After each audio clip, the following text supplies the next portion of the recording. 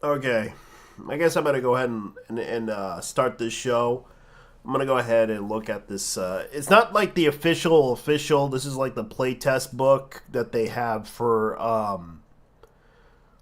Unearthed Arcana. They're thinking about publishing this many versions of it. This is like I know there's like an eighth version of this, but I had to look into it and see what's going on. I know that Wizards of the Coast have released this, and people are talking about this in a positive way, saying that, oh, this is fine, this is great. So I got to go ahead and look at it. Anyways, they're trying to redesign the book and update it to like 5.5 or 6 point something. But by the looks of it, they're trying to see what classes that they're trying to redesign here. And I'm just trying to look into it because by the looks of it, they are trying to bring in some new classes and new paths for. So I'm looking at the barbarian class because I do play the barbarian, and my friends can tell you that. For those who don't know, let's see. Some barbarians are uncomfortable when hedged by the walls of crowds, preferring to live in the regions unspoiled by natural vitality. And others cherish the primal forces at work no, they don't.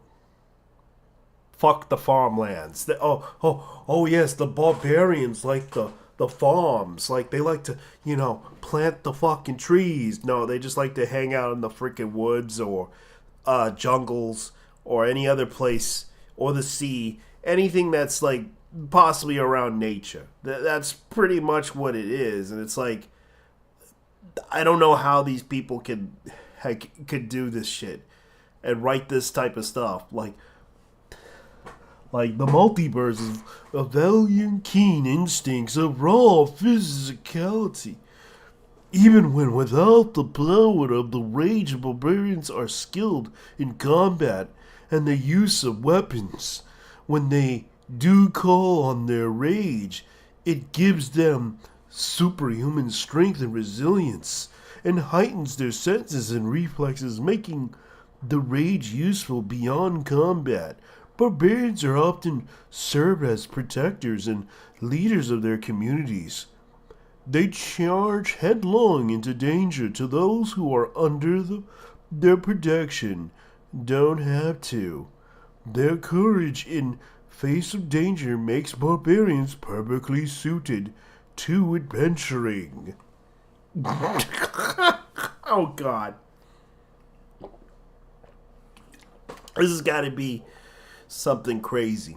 And I gotta look at this. I know most people are not gonna like this stuff because it's kind of, I know it's kind of lame. I'm just looking at this because I'm just kind of curious about the player test thing. I know most people are looking at it going like, geez, I wonder why.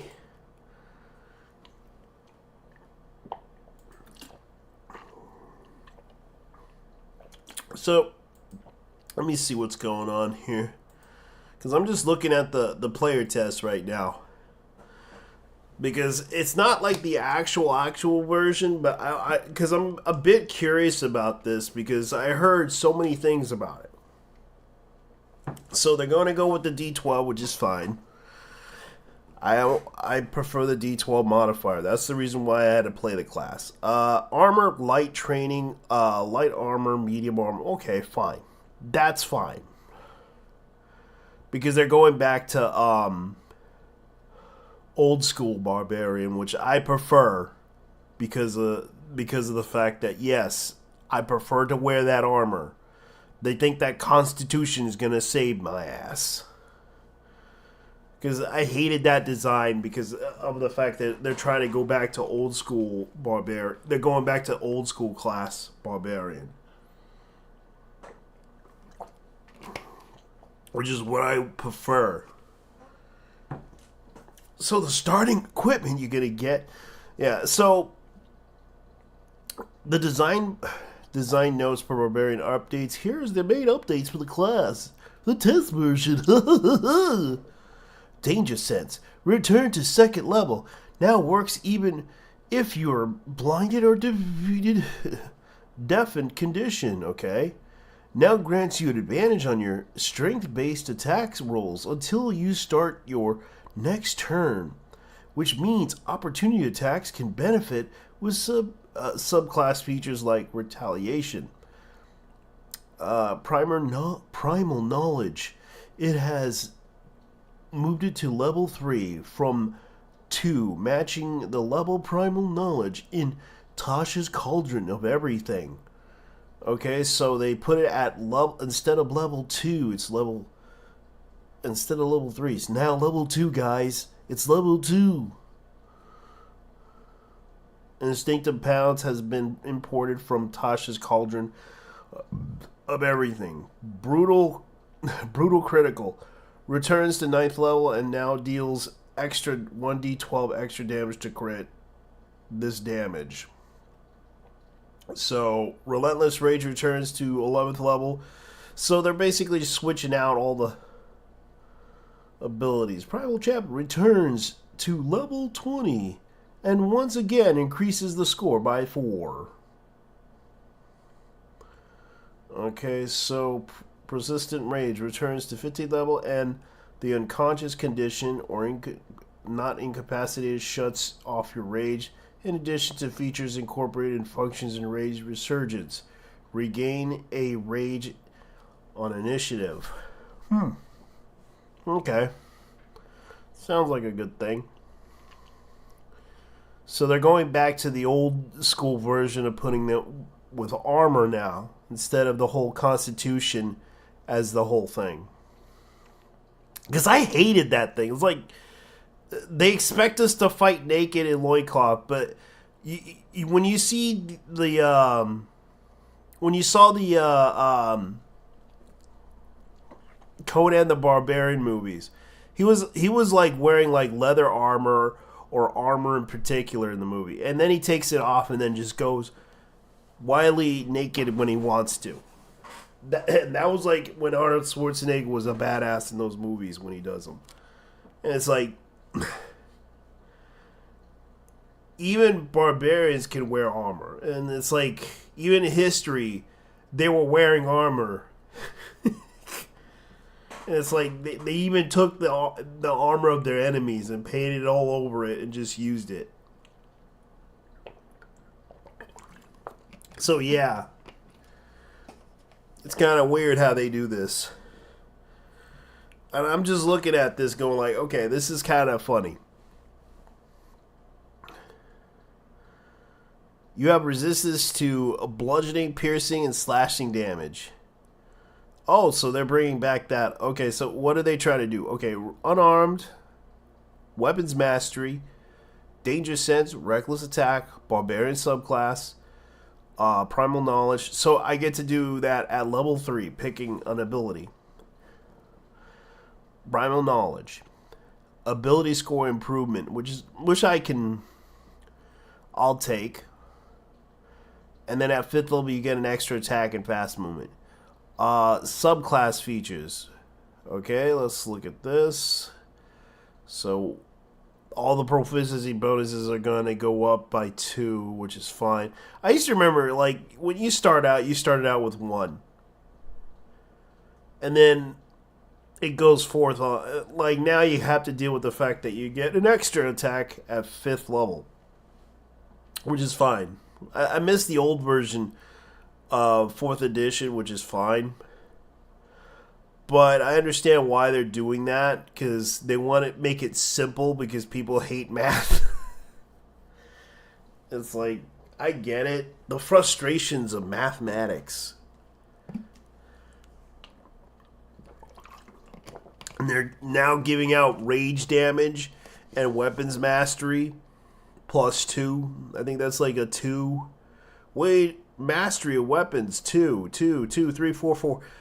How many freaking is that? Like a pro? Let me look at this. Weapons mastery. I gotta look up the weapons mastery thing because they mentioned that in the booklet. Strength advantage. You have an advantage on strength checks and saving throws.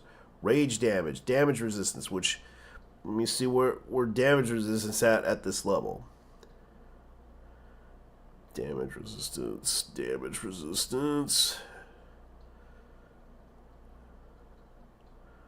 Where is damage resistance at?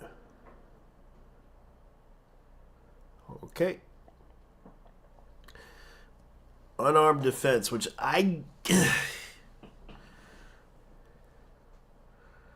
And you can use shields and gain benefits. Okay, so now you can use shields and gain benefits now with unarmed defense.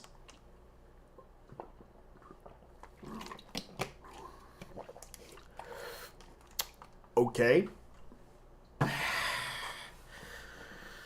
So while you aren't wearing any armor, your base armor class equals dexterity and unconstitutional modifiers, and can use shields and still gain benefits. Still gain this benefit. Okay. So it's based on my constitution and dexterity score. Okay, fine. Weapons mastery. Here we go. So your training with weapons allow you to use mastery property of two kinds: is simple or martial melee weapons of your choice, such as great axe, hand axes. Whenever you finish a long rest, you can practice weapons drills and change one of those weapons choices. When you reach a certain level in your class, you gain the ability to use mastery properties of more kinds of weapons, as shown in the weapons mastery column, such as barbarian table. Okay, so I gain a proficiency in that weapon. Okay, when you reach the levels of the class, you gain abilities. So if I gain like an ability for throwing axes, or so I can use those weapons. That's the weapons mastery. Okay. So melee weapons such as your choice. So do I gain the proficiency with that weapon, or is it something else? Like, okay, so you practice the drills and change one of those weapons of your choice. When you reach a certain level in your class, you will gain the ability to use the weapons mastery properties of more kinds of weapons shown in, okay, mastery column of the barbarian table. Okay. So, danger sense, you gain uncanny senses of things that aren't. They should be given an edge on you when you dodge perils.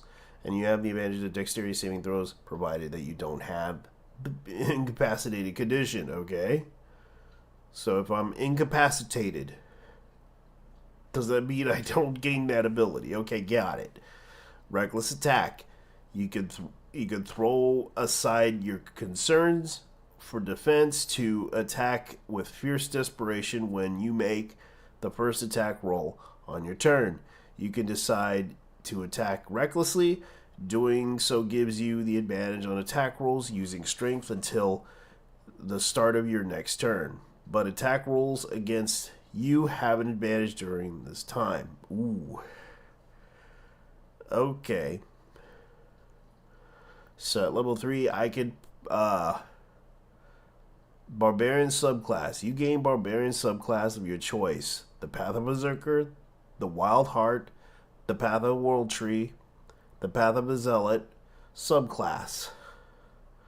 Detailed in the classes description. Subclasses is a specialization that grants you special features certain barbarians levels. For the rest of your every career, you gain each of your subclass features that are your barbarian level and lower. Okay, that's fine. So they're adding new stuff for this stuff. Primal knowledge. You gain a proficiency in another skill of your choice from the list of skills available. Barbarians at first level. In addition, while you rage is activated, you can channel primal knowledge when you attempt a certain task. Whenever you make an ability to checking using one of your following skills, you gain you make it as a strength check, even though it's normal to use a different ability out of acrobatics, intimidation, perception, stealth, or survival. When you use the ability of your strength, represents the primal powers coursing through you, honing in your agility and senses. Okay. So in addition, while you rage, so if I rage, would that mean if I can use my detect traps ability? Oh boy, they really are trying so hard on this. This is really weird. Like, how am I gonna, if I'm gonna be enraged, in addition to while you're enraged, so if I'm gonna be aware of what I'm doing while enraged, so I can make a spot check, or a perception check as they call it now these days, because it used to be like the spot check, and then of course now it's the perception check.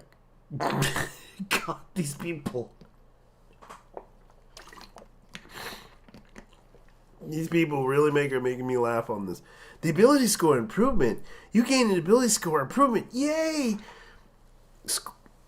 Ability score improvement feat, or another feat of your choice while you qualify. As is shown in the Barbarian table, you gain features at levels 8, 12, 16, and 19. Okay?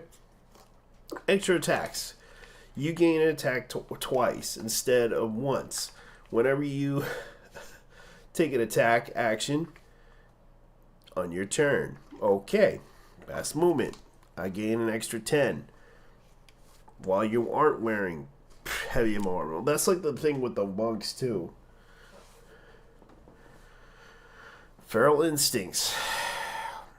And this is at 5th level. I don't know why they put it at 5th level. It should have been 3rd level. Or because there's no point.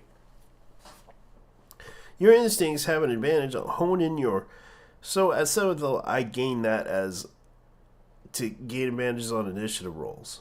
Instinctive pounce. Okay, as part of a bonus action, you would take it to enter your rage, and you can move up half your speed. Okay. Brutal critical. When you score a critical hit with a weapon using strength or an unarmed strike, the target takes 1d12 extra damage. Same type of damage by your weapon or unarmed strike. So, if I hit the person, does it?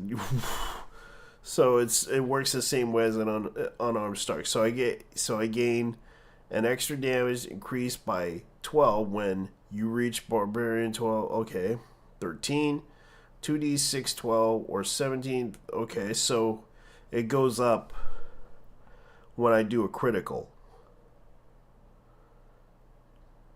Relentless rage. Okay, perilous, mindless rage. You have immunity to charmed and frightened conditions. Ooh.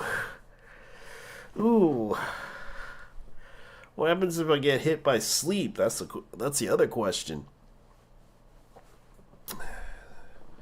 So this is kind of the basic subclass for barbarians. Alright. Let's see here. Path of the Berserker.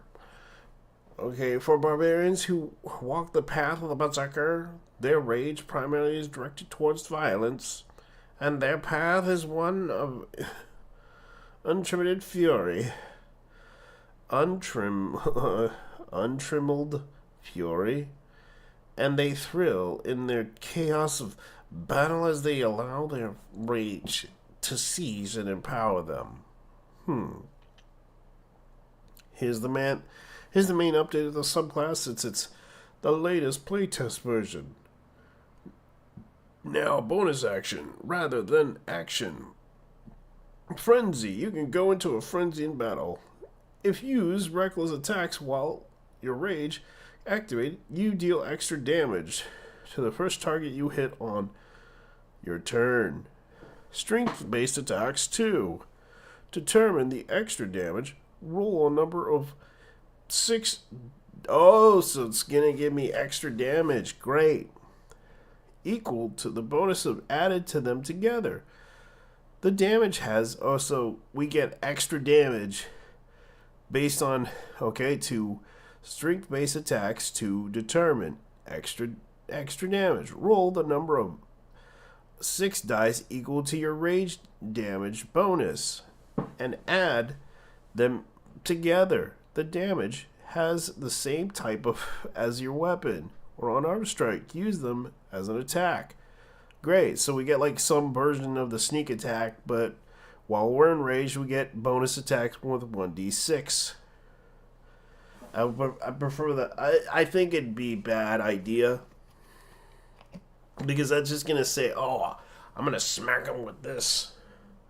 And I get based on my strength roll. Well, the number of equal to your rage damage. Let me see. So, if I have like rage damage bonus. Okay, so let me look at this. Rage bonus damage. 2. Oh, okay. That's a bad idea.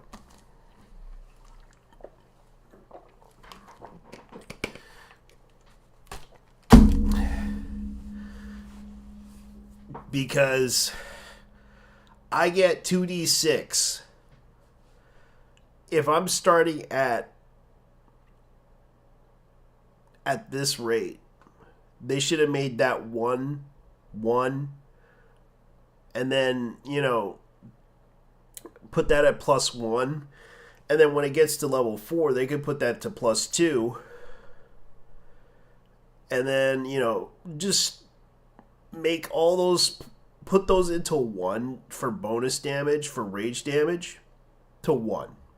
Because that can be a little bit too overpowering, and I don't think that when they had this in mind, if they're going to add like 2 plus, because if it's going to be based on my 2d6 for +2, if that's what they're saying on the book, in the manual, because I don't know by the, because I'm just looking at the book right here. I'm looking at the class itself. Because by the looks of it, that ability that they're describing of a bonus attack for enraged, a berserk, like right over here. I'm just looking at it. I'm just trying to look for it. Right over here, it says that the frenzy ability. You can go into a frenzy into battle. If you use the reckless attack while your rage is activated, you deal extra damage to the target to hit on your turn. With a strength-based attack to determine the extra damage, which I think they should probably design it to where, okay, this is what I would probably design it for. Because that, it's hard for me to for the frenzy ability. I think that's kind of overkill. Because they're trying to give the barbarian an ability. I think this would be perfect for the design of the assassin ability, but based on the dexterity, but plus. But I understand what they're trying to design it for, and I kind of disagree with it because it's like based on the raid damage. Okay, so the number of equals to your rage damage, which is +2. Keep in mind, I have +2, and every class has a +2. For rage damage. So it adds +2. So I get 2d6 damage. 3d6, 4d6. That's an extra. So at the 20th level, that's like 4d6 plus 12. Imagine how much damage you do to that person if you crit. If you had that lucky amount of damage, the max amount of damage you could do. If I decided to take a feat into max amount of damage, I would do the maximum amount of damage, and plus, if I crit with brutal subclass with 2d6 plus 12 and doing a frenzy, oh my god, that's gonna really be overkill for me. And I don't think I want to try that. So, okay, so the primal champion thing, I'm just looking at this because this is kind of the thing I'm looking at. Like, holy hell. I wouldn't, if I was the designer of this, I would probably consider, because I kind of prefer it to be a little bit, you know, I understand that they want to make the barbarian class for Berserker to be interesting, but it's like they want to give them the frenzy ability, which gives them extra damage, which is fine, but they need to understand that this is something that's probably going to be designed for I think for assassins, if assassins were, but it's like it looks like an assassination attack. But I can understand, like, they want to give them like extra damage, and it's like I don't know. Looking at this, they're gonna give us a bonus of 2d6, which is equal to the rage right here. Because I'm looking at the rage table right here, like the rage damage table, and looking at that, that's kind of what I'm looking at. Like 2d, like at least put that at +1 so it can be balanced enough. Like you can put it balanced enough to where the class is. Start that at 0. And then put it at +1. Then +1, 2, you know, and 3, 4,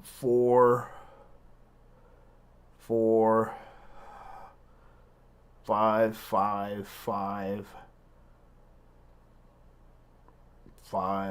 6.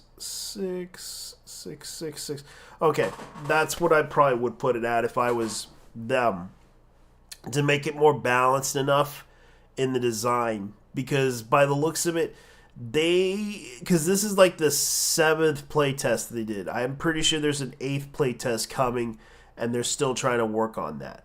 When I look at this abilities, it doesn't look like something I would design, something I would consider, because this is something to the people at Wizard of the Coast. This rage thing for the 1d6 thing for the frenzy, great idea, but I wouldn't do it.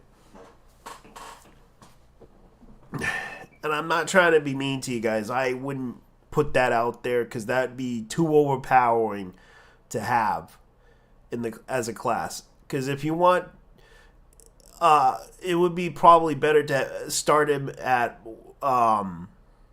for the Berserker thing for the subclass. You start him out with +1. You start him with 0, 0, 0. Then you add like +1, +1, +1, and it would be balanced enough. Because I understand you want to give him like bonus damage, but I just don't like the idea of it because it just doesn't work that way. And I'm just being critical here because by looks of the design, there's going to be a fatal flaw with that frenzy ability, because I'm pretty sure someone's going to think, oh, this is going to be a great idea to put on the Berserker so I can get extra damage off of everybody. Be like, bam, you're dead. Bam, you're dead. Bam, you're dead. Like, I think that's going to be a little bit more than what you would expect. Because the extra damage roll, the number of D6 is equal to your rage damage bonus, which and add them together, which plus 2. Because they were rolling the number, like they should put a table of how many 6s you should put in there for rage damage for frenzy, or just explain what levels do you get how many dice, because it's not like I think that's the problem. They don't really explain it very well in this book of how, like, they should put like a table of dice of how many dice would it be per level of what based on your bonus on like 2d6, 3d6 at, let's see, because okay, so at 9th level you get plus 3, which is fine. And then when you get up to 16th level, you get plus 4, which is like 46, if that's written correctly. And I just don't like that idea, because it's like that's like something that would be designed for the rogue if they were that overpowered. But they're giving it to the barbarian, which I do agree. Here's the thing, like, I do agree with the extra 1d12 for the brutal crit. That's fine. But giving the if someone decides to play the subclass Berserker, that's not a good idea. That's just overkill. You really want them to have that overkill. You want to make this into an overkill class, which is fine. I'm not having a problem with it. It's just this design is weird. Okay, so the Wild Heart Barbarian.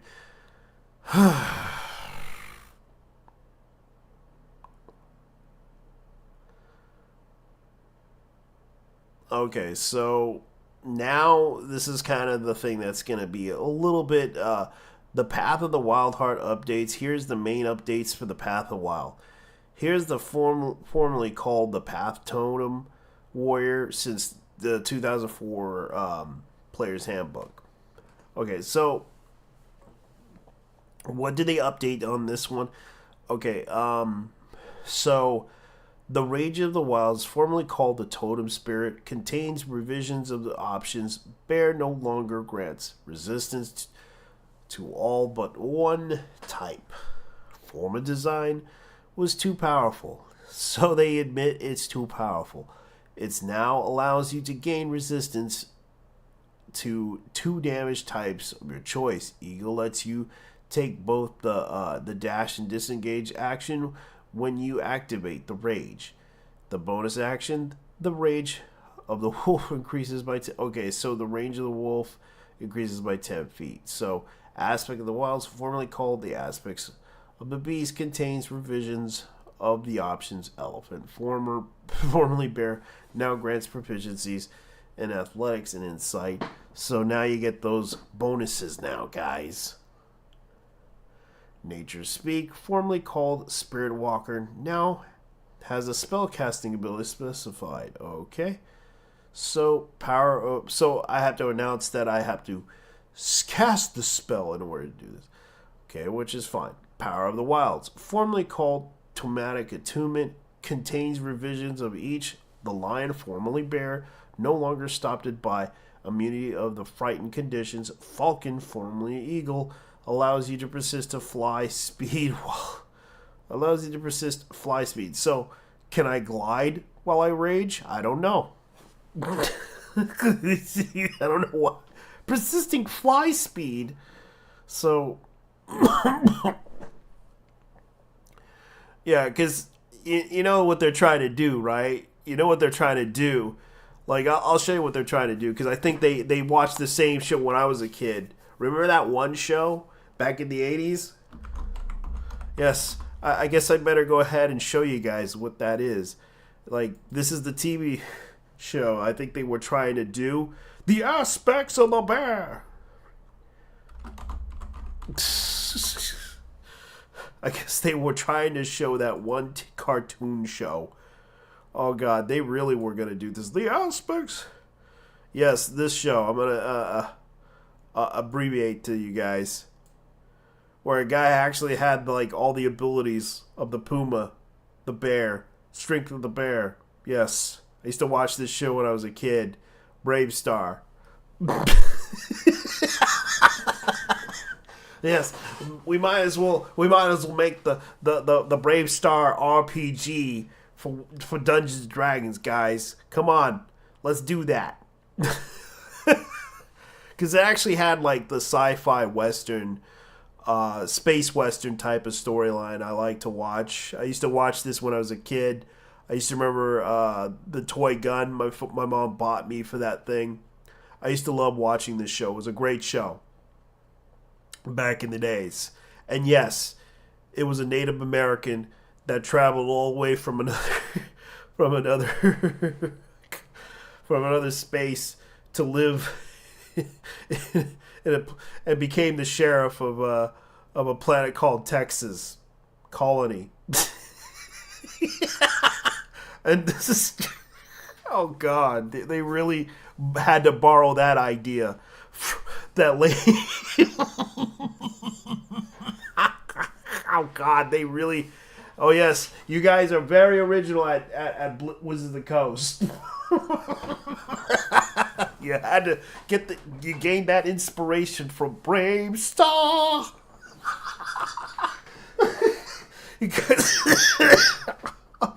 Oh God.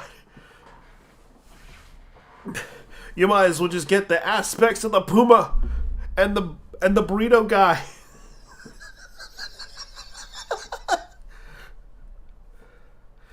Oh God. Oh. The eagle, the eyes of the eagle. They're gonna sue you guys.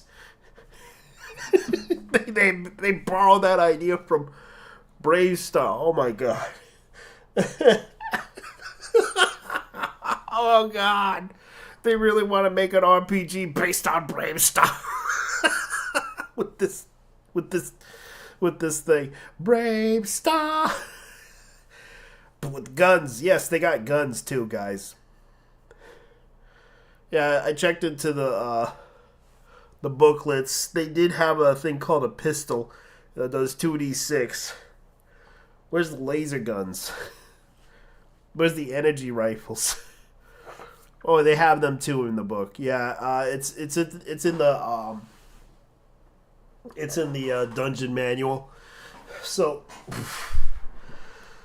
actually it's the Dungeon Master's manual. I apologize. I'm just laughing at this because they're borrowing aspects of the powers of the Wild Heart that's based on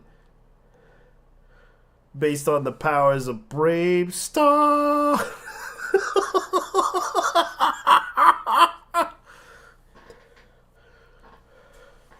Yes, you get to play Brave Star. This time I might as well name my character Brave Star, just so I can play Brave Star as a barbarian and have the powers of the wolf and the cheetah, and might as well run faster than a locomotive. Yes, great idea, guys. While we're at it, can you yes, I get the powers of an owl. I get the powers of a spider. I get the powers of an elephant. I got all the aspects, bitches.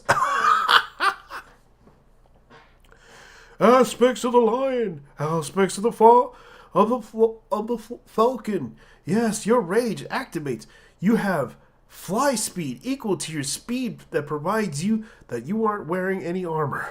That's right. You can run naked into battle. Guys, that's right.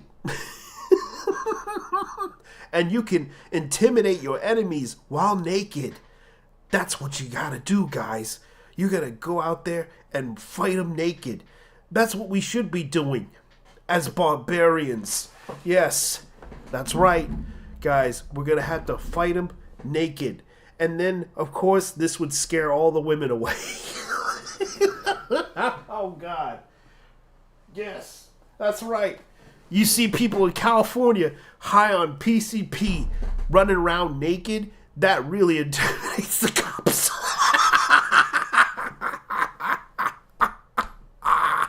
Oh, God.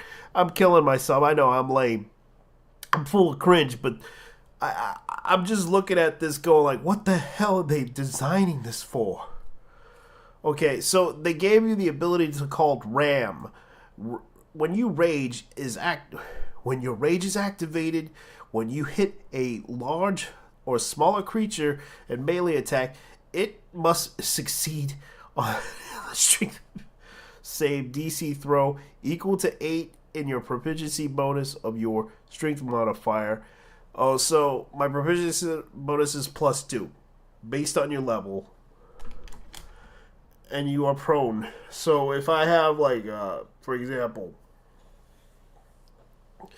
if my modifier is a 17, it's +3. Okay. So, +2.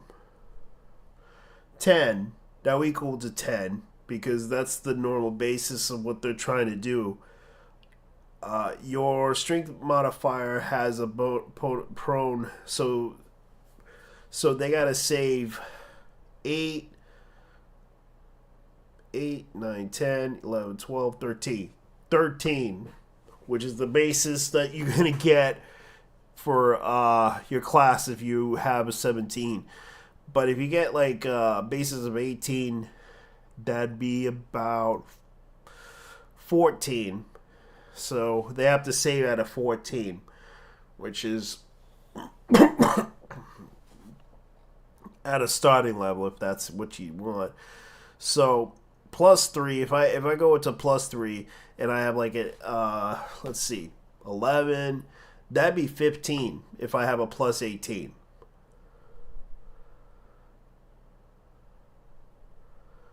If I have a +3. So 8, 9, 10, 11, and then I add my 4 strength modifier. That would be about plus.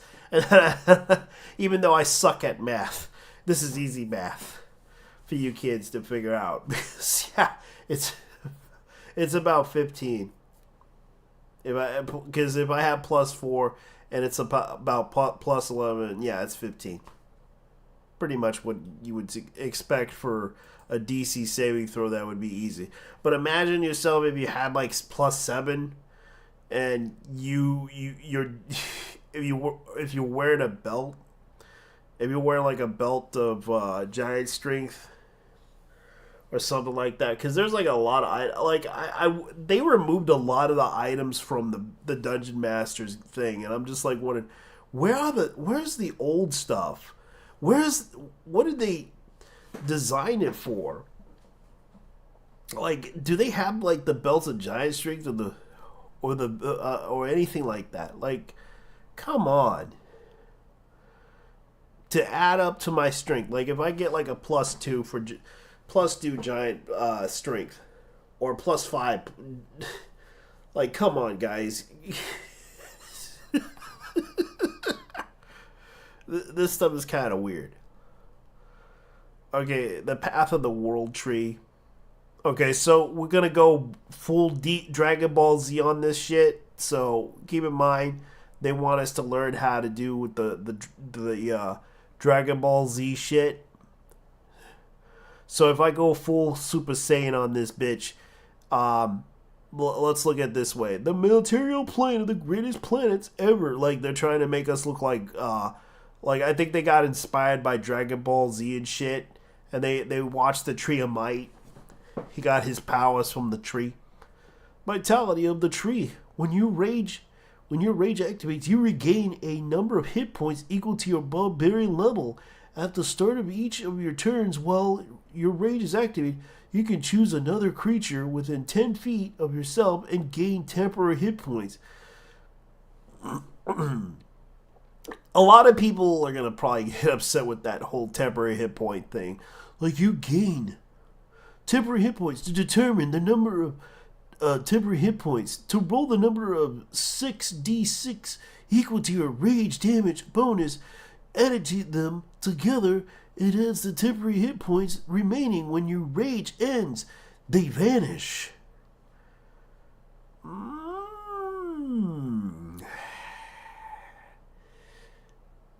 Yeah.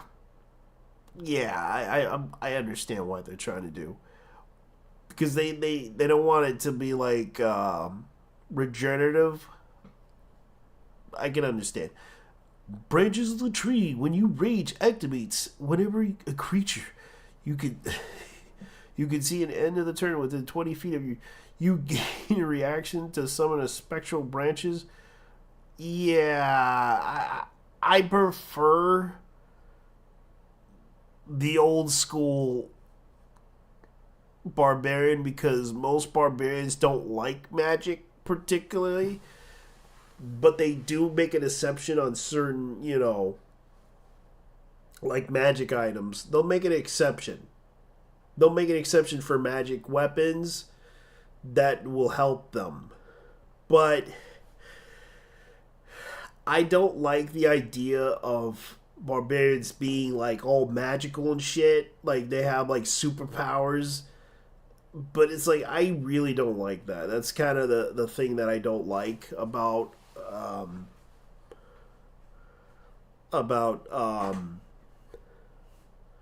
barbarians. I'd rather stick to the old school version of barbarians. I don't know why they want to do this whole superpower like DBZ shit with barbarians, because it's like I prefer like they'll make an exception for magic, but they are not magical. They're human beings that live close to nature, and I just don't like the idea of them being like, oh, they get the superpowers like a Super Saiyan and shit.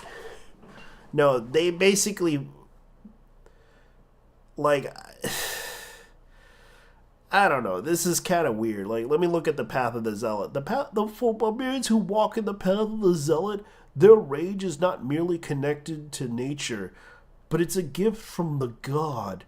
These barbarians often experience their rage, an ecstasy and experience of the union with their gods and fusion with them, with divine powers to pursue the god's purpose in the world. Okay, I might consider that.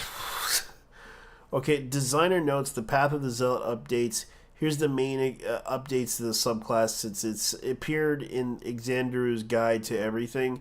Divine Fury allows you to determine the damage to the type each time you deal damage. Warrior of the Gods now includes the ability to regain additional HP when healed by a spell or magic item. Zealot's Presence allows you to use multiple times between long rests, expanding use of rage. Rage Beyond Death now turns you into a warrior of spirit after each successful use of relentless rage.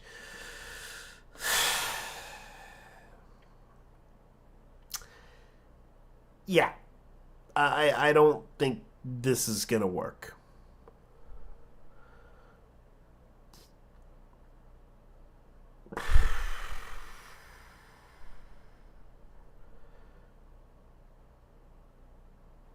This is what I hate about that. Okay, fighter, second wind, fighting style. We gained fighting style of choice. Feats having featured prequel. Whenever you gain a fighter level, you can replace it your feat and choose a different fighting style of feat.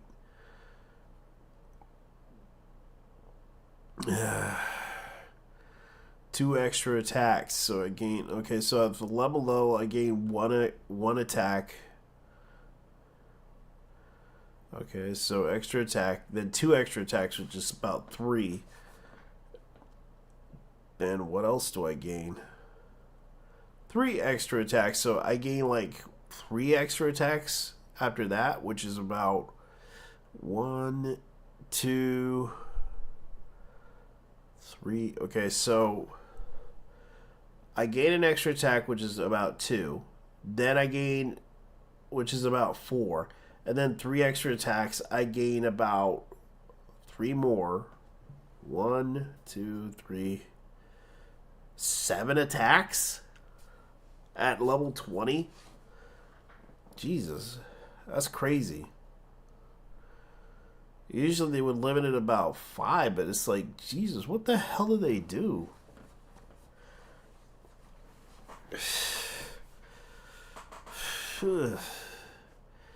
Ambush. So they gave ambush to...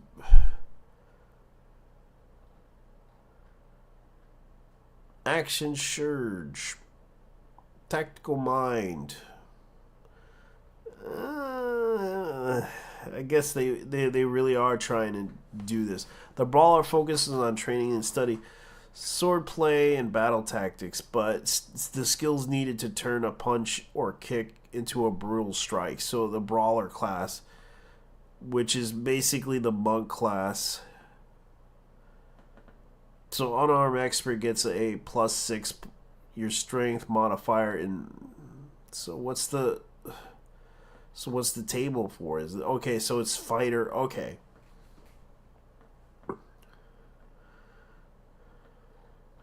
So the brawler class is basically focuses on, for fighter is basically just the okay, the 2024 Dungeon Master Exercise will include magic items that enhances the unarmed strikes and improve. So from the inspiration of Baldur's Gate 3, great. So they're now trying to do unarmed strikes now. Brawlers thrive on the thrive of taverns, scuffles, and street rumbles. Okay, so that's going to be for the fighter class that they added in for it. So they're adding the new class. So they're adding the new aspect, which is the brawler class right here. Brawlers focuses on training and studying, not on swordplay. So basically, they're trying to make the monk class. So one hand has like a range throw. So it's basically just a guy who improves expert proficiency in improvised weapons. So I gain an improvised weapon which I can throw at people based on my strength, right? But I do gain weapons on sap, slow, vex. Okay, so grapple expert. So basically, you want me to fight you with... Oh boy. They really designed it very difficultly. Okay, so sorcerer class. Here we go. So this is the redoing of it. 4 cantrips, sorcerer points. Okay. So what do we have?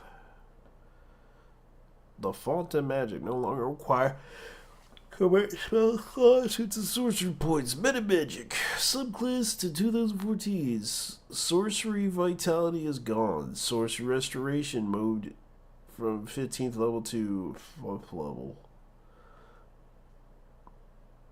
Okay.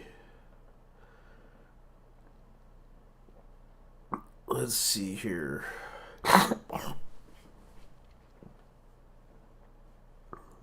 Bonus action, you can transform unexpected sorcery points into 1 spell slot, and creating spell slot table that shows you the cost of creating a spell slot of given level. This list is the minimum. Okay, so now they're adding that into the list because that was at 5th edition. This was very difficult to explain the whole creating spell slot thing, converting all your your sorcery points into an extra slot to learn spells.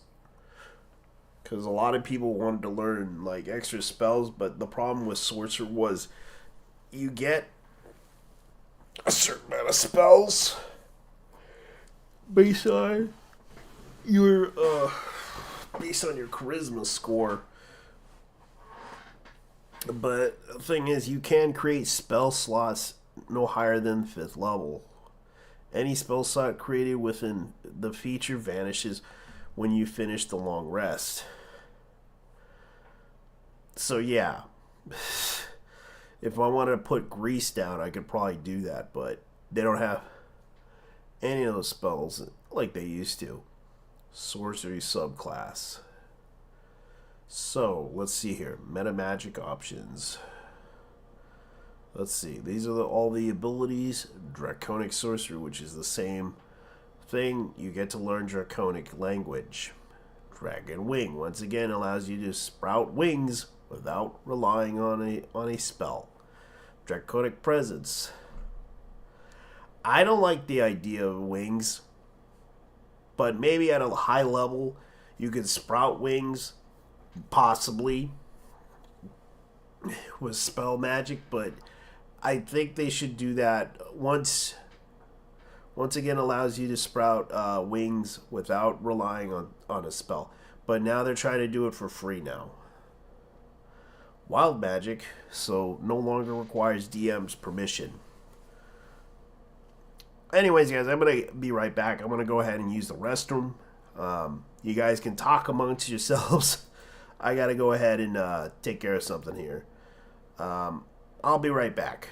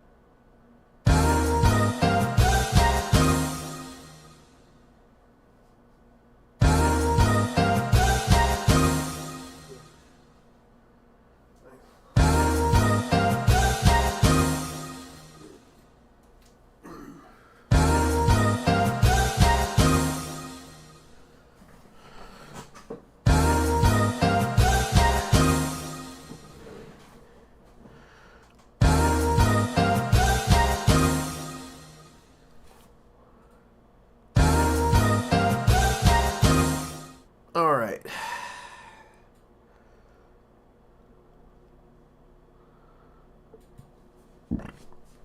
I'm just looking at this right now. Dragon wings. Because this is what bothers me about this is like I get to sprout dragon wings at 14th level. So I'm just looking at this. Manifest draconic wings at your back. At the bonus action, you sprout wings.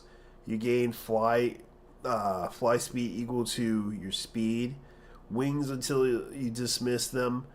The bonus actions that you have with incapacitating condition. Okay, when wings manifest, you decide whether they are spectral or physical. If physical, you mustn't be wearing some. You must be not wearing something obstructing like a cape or something like that. So expect that. All right, draconic presence. Okay, so that's pretty much what I'm looking at for the draconic sorcery abilities. So if I get to learn dragon speech, which is basically draconic language, you learn that in with all dragon types.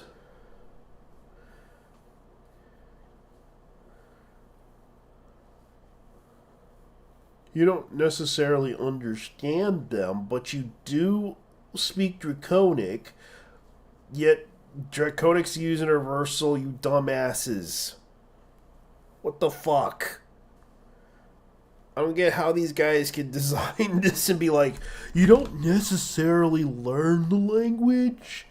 You just how does the dragon's speech work? You don't necessarily know the language, but you do. But just make up your fucking minds. Jesus.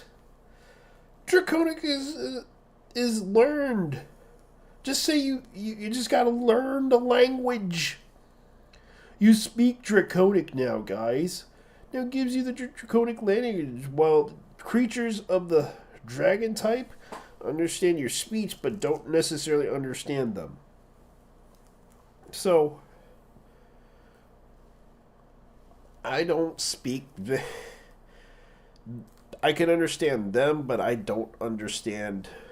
But they don't understand me. Like, come on.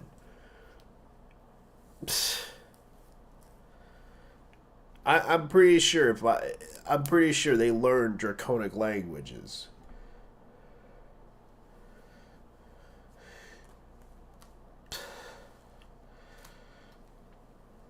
Draconic Lizards, you're manifesting physical traits of your dragon's gift. So now, I don't know. Bend luck. Now it costs 1 sorcery spores instead of 2.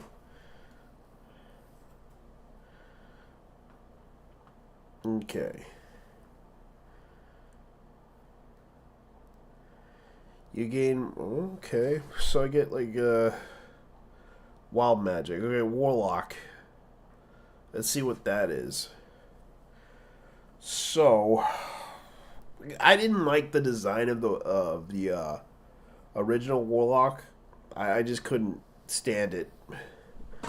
It's like, okay, so I can make the 1989 movie based on the warlock. Okay. Enriched invocation, pack magic. Okay, so I only get like 1 spell. Actually 2 spells. 2 prepare spells and only 1 slot for that spell. Slot level 1. So I only get like about 2 spells. Evocations. What are those? Let's look at what that is. Every returns. Okay, so I only get like light armor for warlocks. So that's the update for that one.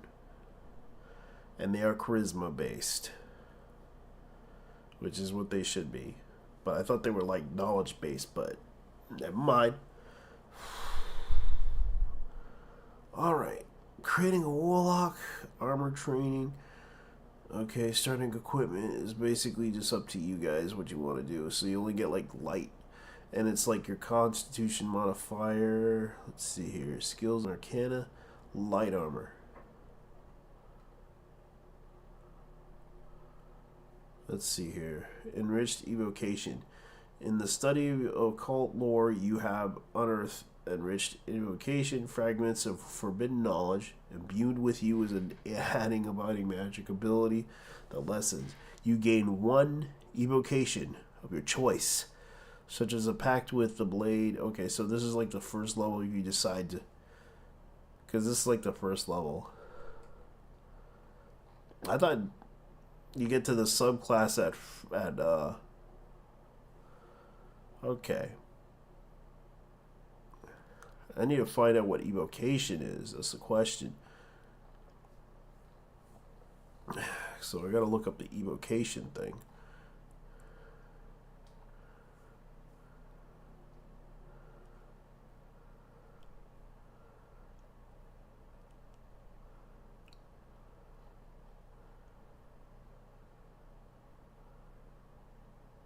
Invocation. Prepare 1 spell at first level. You prepare the list of spells at first level higher that are available to you to cast, featuring the stat choose 2 first level spells from the Warlock spell list. Rather than choose, you may start with Charm Person or Hex. Okay. Cantrips. You only know 2 cantrips. And today, Warlock spell list. As you play the test version, please use the Warlock spell list in 2014's handbook with the following spells added: Bane at first level, Detect Magic, or Speak with Animals.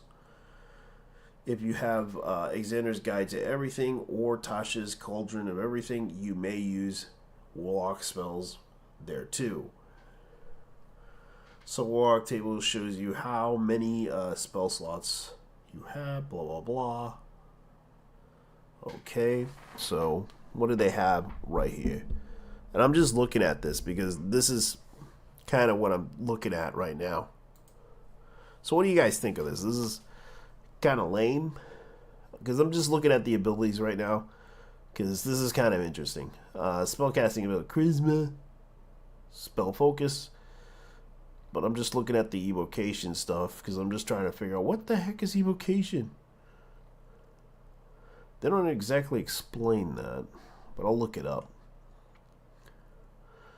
Okay, so enriched evocation options. The following options available to you in enriched evocation features options like designer noise and okay, so that's what it is. Ascending steps now requires it level 5 plus rather than 9. Beast speech is gone, so speak with animals. Okay. Devil's Sight now works with dim light as well as darkness. Enriched Mind has been imported to Tasha's Cauldron of Everything. Oh, so they're really trying to make people buy these books for the next edition. Life Trigger now lets you choose to deal necrotic, psychic, and radiant damage, and its healing is connected to your hit dice. Okay, so that's what's going on. Otherworldly Leap requires you to level 1 plus 2 rather than level plus 9. Pack Blade, Pack Chain, Pack now is an evocation. So they removed the packs. And let's see, that includes in addition to familiar options of the pack tomb that gives you first level slot. Thirsting Blade returns now improves at 11th level. Vision of the Distant Realms now requires 9 plus rather than the level 15. Whisper. Okay, so that's what it is. So that's what the evocations are.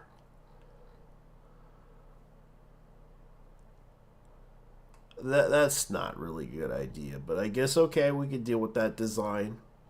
That would be a good idea. Archfey Patreon. So they redesigned it. Celestial Patreon. Now you're packed on with the powers of the upper planes. Realms of... Okay, so I get to have like the lower planes and the upper planes.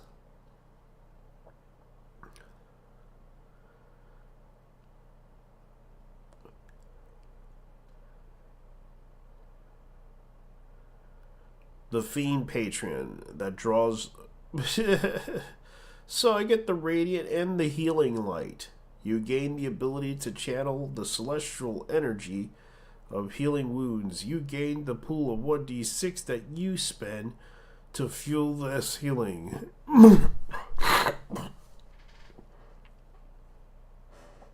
So now they're giving you the celestial ability. So now you got a celestial Patreon who will help you. Okay, so let's see. The formerly called the expanded spell list bonus cantrips now lets you have the spells that always repaired. So Celestial Patreon. for warlocks.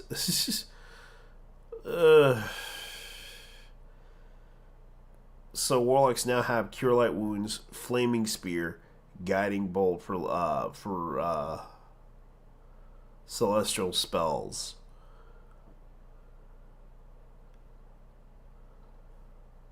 This is hilarious. This is kind of hilarious. I like it, but it's just like, no. Because I thought warlocks are supposed to be this dark, edgy lord shit, but now you're gonna give warlocks healing abilities, which I would say no, bad idea, because that's gonna easily be abused. Because so what would be my agonizing blast ability do? Will it do updates to reflect? So what the heck am I doing?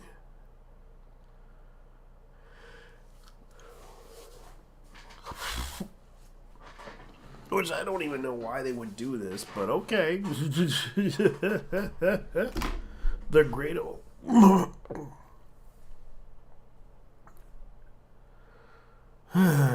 Great Cthulhu.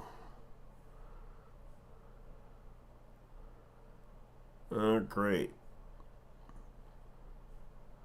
Let me see the wizard subclasses. Arcane recovery. +1 per level. Wizard classes. Arcane recovery. Spell class. Spellbook. Ritual caster. Memorize spells. Okay, so let's see. Diviner. Diviner sought to those who seek. Blah blah blah. Divination Savant adds spells to your spellbook whenever you gain access to a new level spell slot in the class. Benefits and replaces rarely used discount. Third Eye.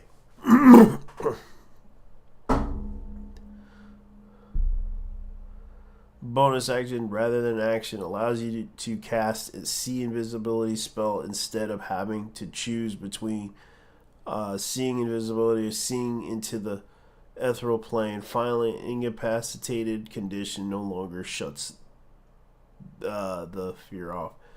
Divination Servant. Potent. Okay, so they're going to keep that one. Let's see. Because they didn't really explain a lot of the stuff, but okay. Illusionist. So they're making it really 2014's Player's Handbook. Let's see. Presents a new revised spell for your playtest.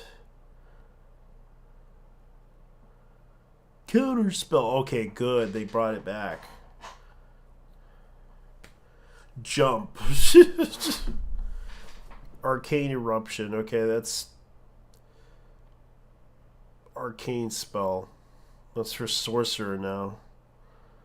So the new spells that they're going to try to add in or try to redesign. Let's see. Sorceress Burst. That's a sorcerer ability. Feats.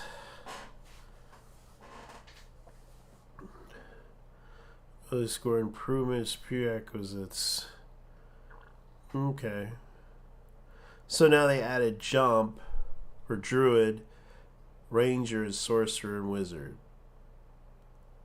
Okay, counter spell, Sorcerer, Warlock, Wizard. Which, that should have been in the book in the first place, but okay.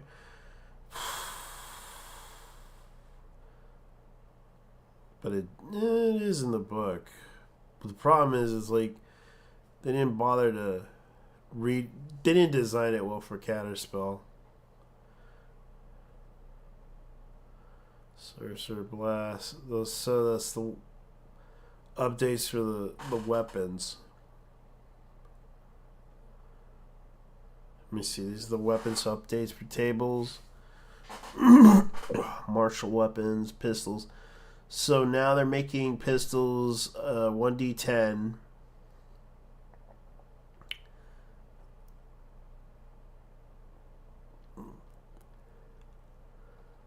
Mastery Vex. So it's versatile. Musket, longbow, slow.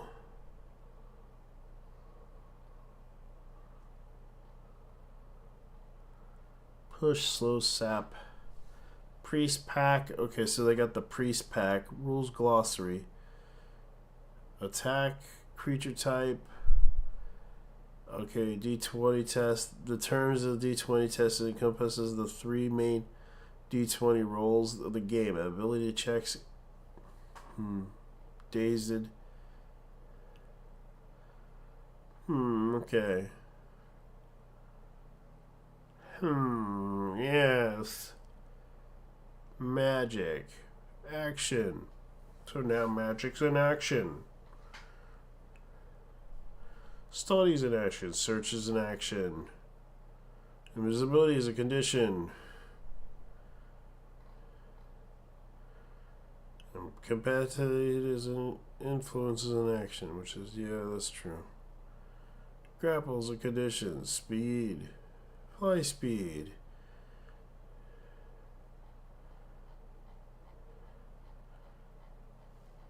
Yeah, I'm just looking at this right now. So that's pretty much the booklet right now.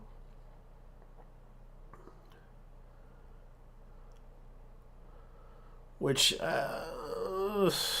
this is not the actual version of it, so this is just the playtest version that they decided to design. Hopefully it works out for them, so I'm going to get out of here and go. You guys take care. Bye-bye. Because by the looks of the barbarian class, I think I would say I'm not too fond of the barbarian class, because I play one myself in around 3rd edition, and I don't know if they're gonna put the cleric class pretty well. I might just play the cleric class, because as much as I like playing the barbarian class looks like it's kind of like weird, especially the druid class. Like, they kind of are trying to do some stuff with it. And as much as I like the materials for it, I think they probably should redesign it a little bit better. Because, I don't know, it's kind of a little bit let's put it this way. I think they need a deep dive into whatever the hell they're doing with this. Because as much as I think the idea of it is great, it's just... Because keep in mind, this is like 3 months ago. This is like a 3-month testing of it that they're trying to do. And I know that they're trying to...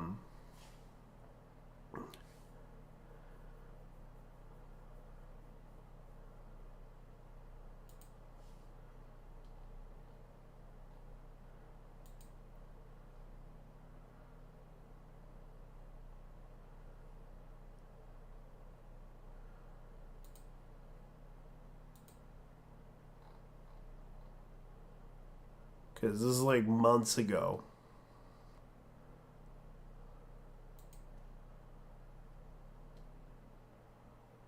But they got the playtest media for level 8.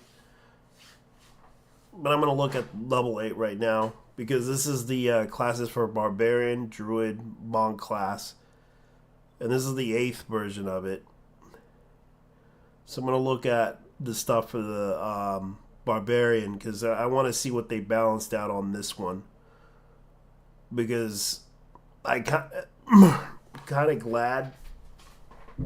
So I'm going to look at level 8 right now. So I'm going to change it to 8.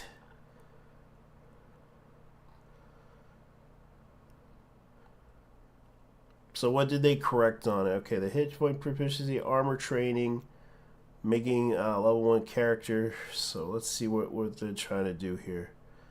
Okay, so they're gonna give us light armor and shields. Great. So what else are they gonna do for the barbarian class right now? Let's see. Because this is from the test that they have said. So they're still giving out unarmed defense for unarmored defense for this one. But you still gain benefits from shield. Alright, let's see what they did. Fuck.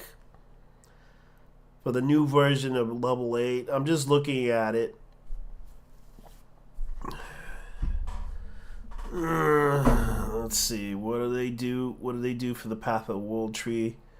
What do they do for the Frenzy? What do they do to Frenzy? For the Berserker class. Because I want to see what they did for the Berserker. Because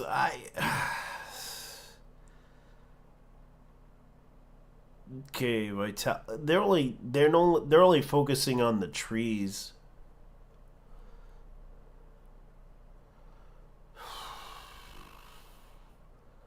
Is this like the basic class for the barbarian? Great axe, battle axe, shield. Okay. So now they're gonna give out battle axes for and great axes for the explorer pack. No concentration on spells. Okay, good, great. Let's see. Let's see what else they have. Unarmored defense, weapons mastery. Weapons mastery is property of two kinds of weapons. So what's the weapons mastery? Okay, so they still got the weapons mastery idea. I'm just looking at this. I know most people don't even give a shit about the Unearthed Arcana thing, so I'm gonna have to probably edit this.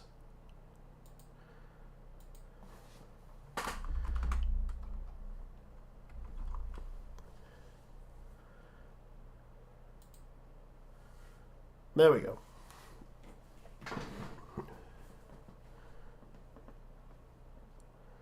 So I'm looking at the barbarian. Rage damage. When you make an attack or strength check on an unarmed strike, you deal damage to the target. You gain bonus damage and increases your gain levels in barbarian shown.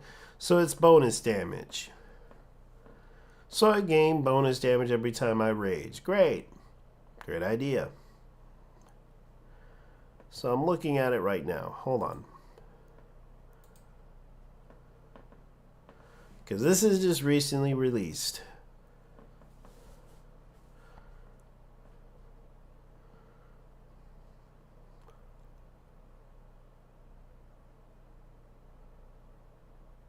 Brutal strike. You gain reckless attack, but forego advantage on attack on the next attack roll. You make as a turn a strength-based attack. That if you attack hits, the target takes 1 HP extra damage. The same type. So it's not brutal strike. It's brutal critical. So let's look at what they did with the brutal critical ability. Okay, so where is it? Brutal strike. So they replace it, instead of brutal strike, it's brutal. So I gain an extra 1d12 damage for at 8th level. I don't like this. Improve brutal strike. What the heck are they?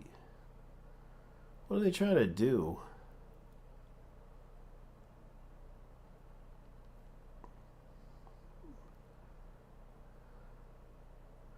Okay, so it's at level 7 now. As part of the bonus action, okay, so Instinctive Pounce, okay, as part of the bonus action, you enter a rage, you can move up to half your speed. Okay, Danger Sense. You gain the uncanny sense when things aren't what they should be, giving you the edge. Reckless Attack. Bonus subclass. Let's see what we got. Let's see. Extra attack, which I wonder if they gave us extra attack.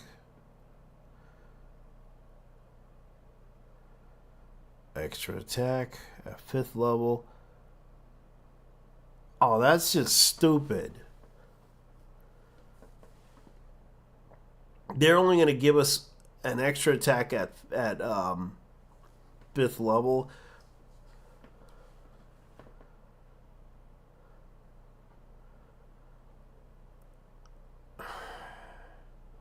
Subclass feature. They're missing subclasses for extra attacks. They're not going to give us extra attacks. They're not going to give barbarians extra attacks. What the fuck? Wizards of the Coast, I am disappointed. You gave us no extra attacks in this new version of our Unearthed Arcana. I'm disappointed in you guys. No extra attacks. I understand fighter is the main role, but at least give us some fucking extra attacks. Instead of 2, you gave us at least 3. At least 3, a maximum of 3 attacks. At least make it 3. But no. You want us to do 2 attacks. 2! That makes us a fucking wimp. You're making us gimped as a bitch. Motherfuckers. You expect me to play a fucking barbarian? I'd rather you would rather let me get slapped up by these guys. You're making the class look like a bitch, man. I'm sorry. I prefer Conan the Barbarian, not fucking Steve the Barbarian. Okay? Not gay Steve the Barbarian. Showing up in I want Conan the Barbarian, not Steve the Barbarian. This shit.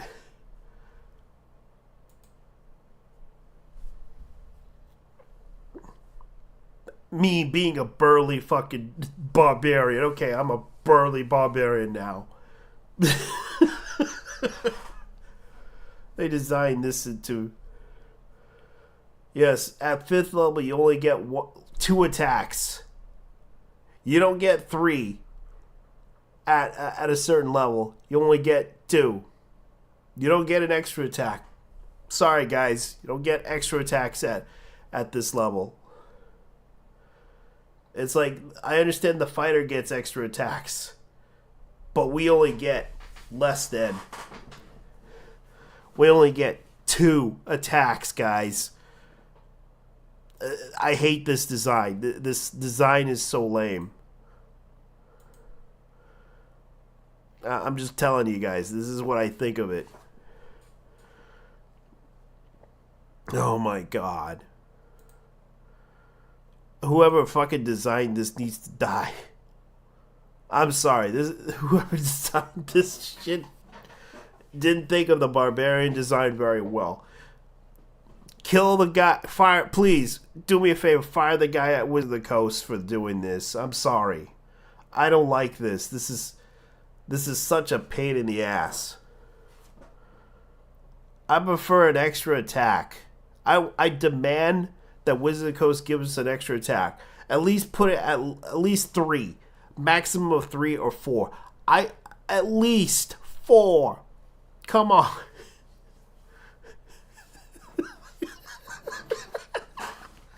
Whoever designed this thing is like, I want fucking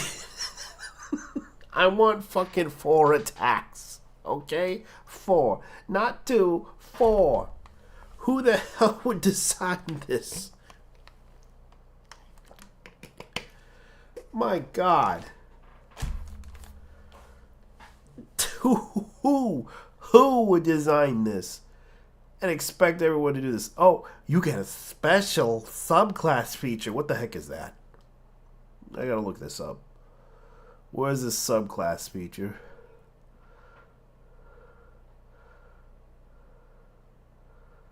Alright, let's see. Subclass feature.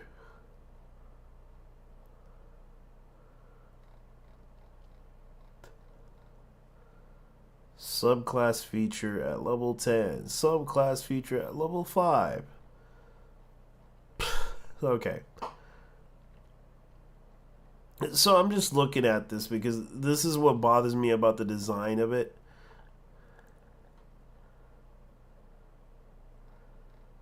This is going to be widely abused.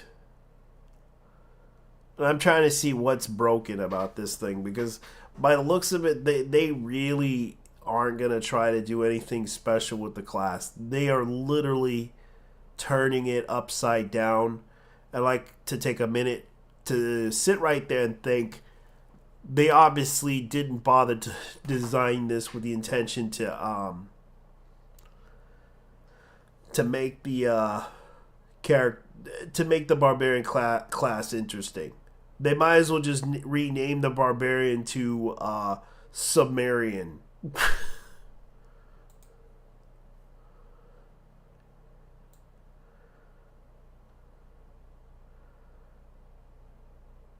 Some classes, blah blah blah. Classes. Okay, so they decided to brutal critical to brutal strike. The advantage to the next attack at you. Okay, so you make on an advantage on the next attack. You make on, okay, the next turn, the strength-based attack. That is, the attack hits. The target takes an extra 1d8 damage to the same type. Okay, so forceful blow. The target pushes 15 feet. Okay, that's a nice ability. I'll take that. If I move up to somebody in forceful blow. Hamstring blow. Okay, that's fine. That seems like something that they would use for alright, relentless rage, brutal strike. So I'm just looking at this stuff. Because I know this is like weeks ago. And this was released on 5 days ago. Now I'm just looking at this going like, what the hell are they trying to design?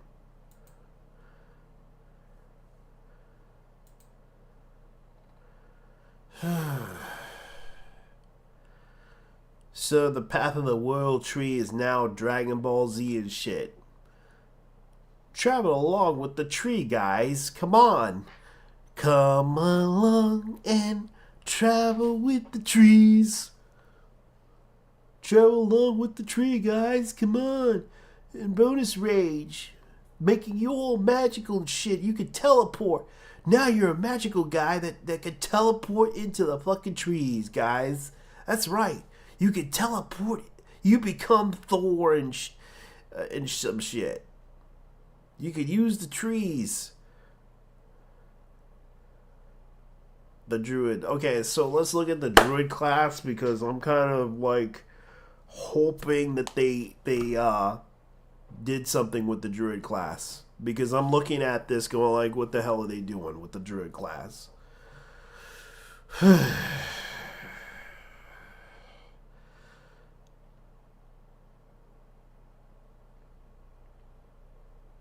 Yeah, let's see here. Let's see, Druid Primal Order. Okay, so the Primal Order of things. The Druid subclass. Creating a Druid. Learn Druid. Okay, so it's the new secret language, which you learn in ancient tongues. You also unlock the magic of speaking to animals. You always have Speak with Animals spell prepared. You can use the Druidic spell level to hit messages to others who know Druidic automatically. Such spots and messages. Others can spot the message's presence. Successful DC 15 intelligence investigation can check, but can't be deciphered without magic. Okay. Magician, you know extra cantrips from the druid spell list. Okay. So let's see. So druidic focus, leather armor, which is light armor. Because they use shields as well. They're an herbalist kit. They get a sickle. They get a explorer's pack, which is the basic setting for it. Okay, so Warden, trained in battle, you gain the martial weapon proficiency and armor training with medium armor at a certain level. So I'm guessing that's Warden. The Warden class is going to be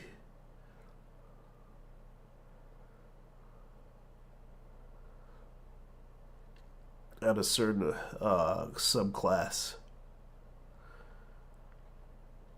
So they do learn medium, but their starting kit is going to be that way. But when at a certain level, they do get armor training with medium armor. If they're trained, yeah, they do get medium armor, but it's not well explained very well, because that's really vague right there. They want us to start out with light armor and then work our way up to medium armor, which is fine, which I'll agree with, but this is not. I'm trying to understand what they're trying to do here. Okay, so you want us to start out with light armor. Then they need to really explain the whole Warden aspect of it, that I have to be trained armor training with medium armor. Unless I can get the feat, which I'm allowed to cast medium armor, that's what they need to tell us.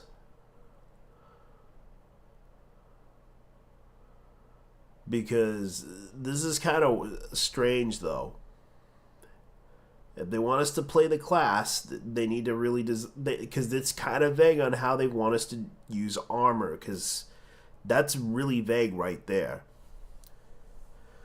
Because the question is, what are they trying to do? What are they trying to design it with? For the for battle, you gain the martial weapons proficiency and the armor training with medium armor for Warden. But the problem is, they're starting us off with light armor. Does light armor qualify for medium armor? That's kind of pretty much a typo right there. And they want us to start out with leather armor, which is kind of defeats the purpose of that. And I'm sorry, this is like some nerd shit that I'm trying to figure out.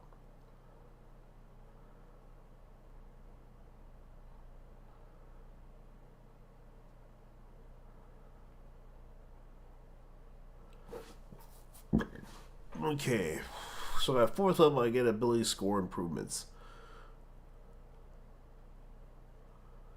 The number of uses with wild shape twice a day. So you guys get wild shape and shit. Okay. You know, I kind of do like the old school version of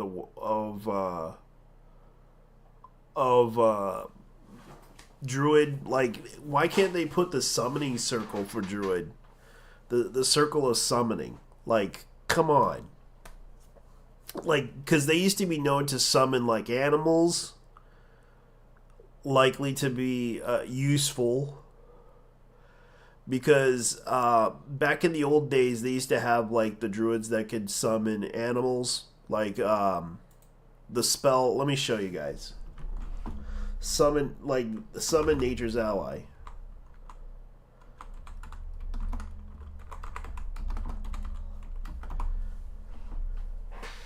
That old spell, they could have brought that back, but they decided to remove it in the and give it to Pathfinder, because I understand that Nature's Ally was a D20 spell, but you have to understand that's also a spell that was used in because I believe first edition had this spell, I believe, for druids, or advanced, because I can't remember, because I'm just kind of lost on druids in second edition.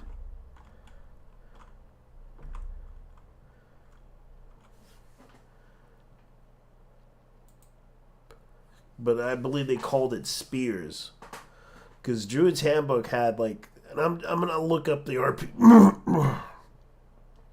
the introduction to this do it because I believe the spells that they had for Druid was Animal Companion, which I believe that was one of the spells that they had, and they also had let me see if they had it, because I'm trying to look for the spell for animal help companions related to practicing guide of animal companions. Green empathy. Let me see. This is like the second edition. I'm trying to call Fey Caller. Primal spell that lists that doesn't many illusion spells. Blah blah blah. That was like one of the spells. Freshest shape for help wild shape, which is what was originally called in second edition. But I do believe they also had dragon shape, which you could transform yourself into a dragon. That was the original idea for druids. But you had to learn that from a green dragon. And you had to learn that from... Yes, you can become... But they removed that. And let me see, what else they had? Let me see, what else they had? Like... Because I know in second edition... I gotta look this up for a moment, because I'm trying to remember... Because I don't have the book with me.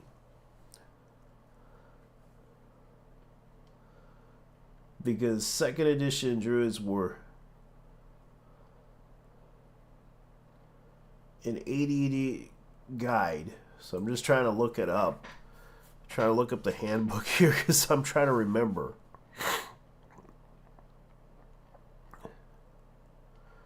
Okay, so where is it? Where is it? Where is it? Where is it? Where is the spell? Where is the spell? Shape shifting, shape changing. That's what they called it. And you didn't get it at. You had to get it at 7th level.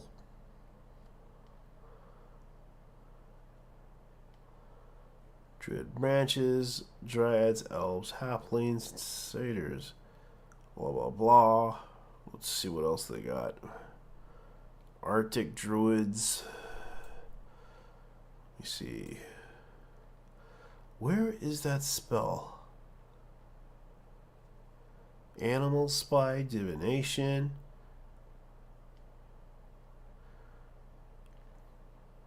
Where is that spell at? Pass without a trace. Wood shape.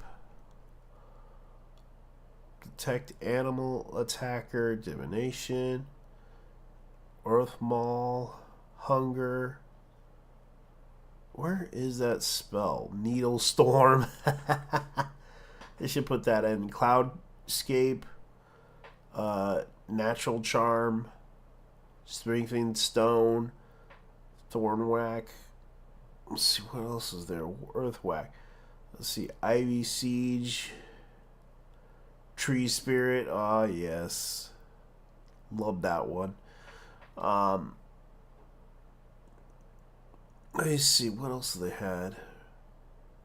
No, I'm trying to look for the spells for the druid. Because I know they had summon.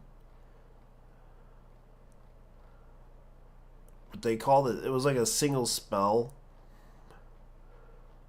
Or spells that they had for the druid. Druid magic, which were the new spells that they added in for the beast mask, which is like a beast mask, puff. What? Let's see what else is there. Is this the right one? I can't remember because I'm trying to remember what was in 4th edition. The gift of speech, that was like the animal speak to animal thing. I'm trying to remember because I'm trying to look at the spells for it. Like 2nd edition, summon animal.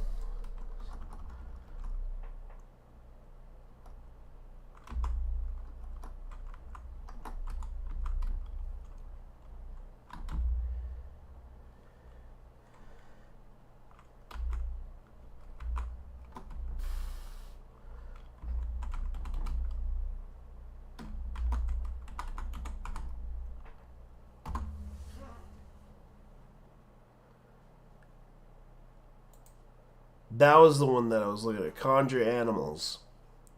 Animal summoning 2, animal summoning 3. This is what I wanted. They could have used that.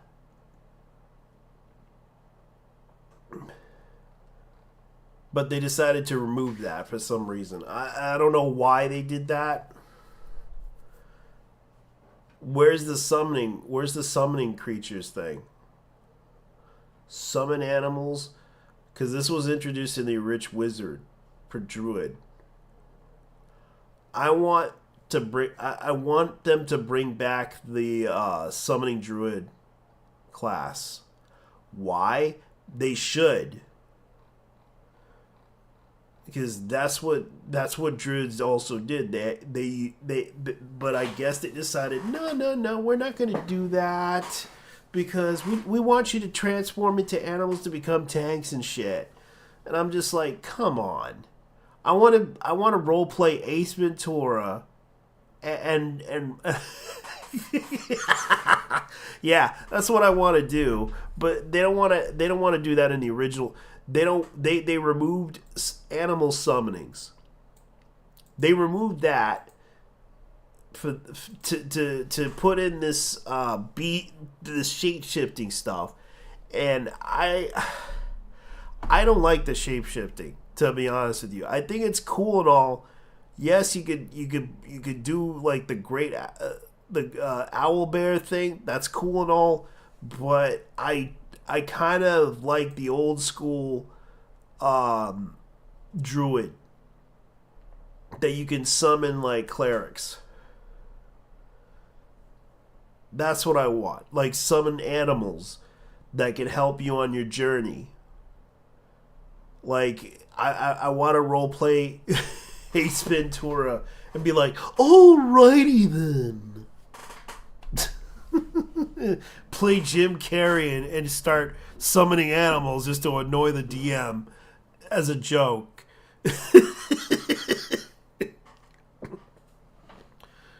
Yeah, I'll be calling myself Marty the Druid. Marty the Druid, pet detective.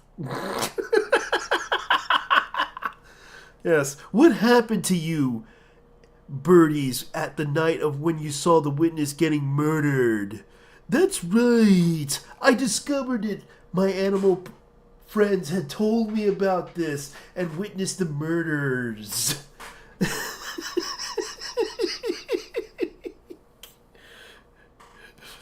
Yeah, I can imagine someone doing that to the DM and they'd be like, what the fuck? Yeah, I can imagine some Zoomer never watched Ace Ventura Pet Detective before. and I role play that character and be like, alrighty then, I'm gonna go ahead and roll an initiative and smack this guy in the face. And have me summon some animals and shit. And start throwing an elephant into the fucking frame.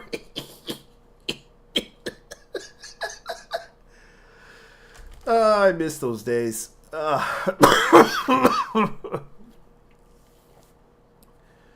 Yeah, because I know a friend of mine that loved playing druids, and I kind of wished, but of course I remembered he rule lorded me when he didn't like me doing the druid thing.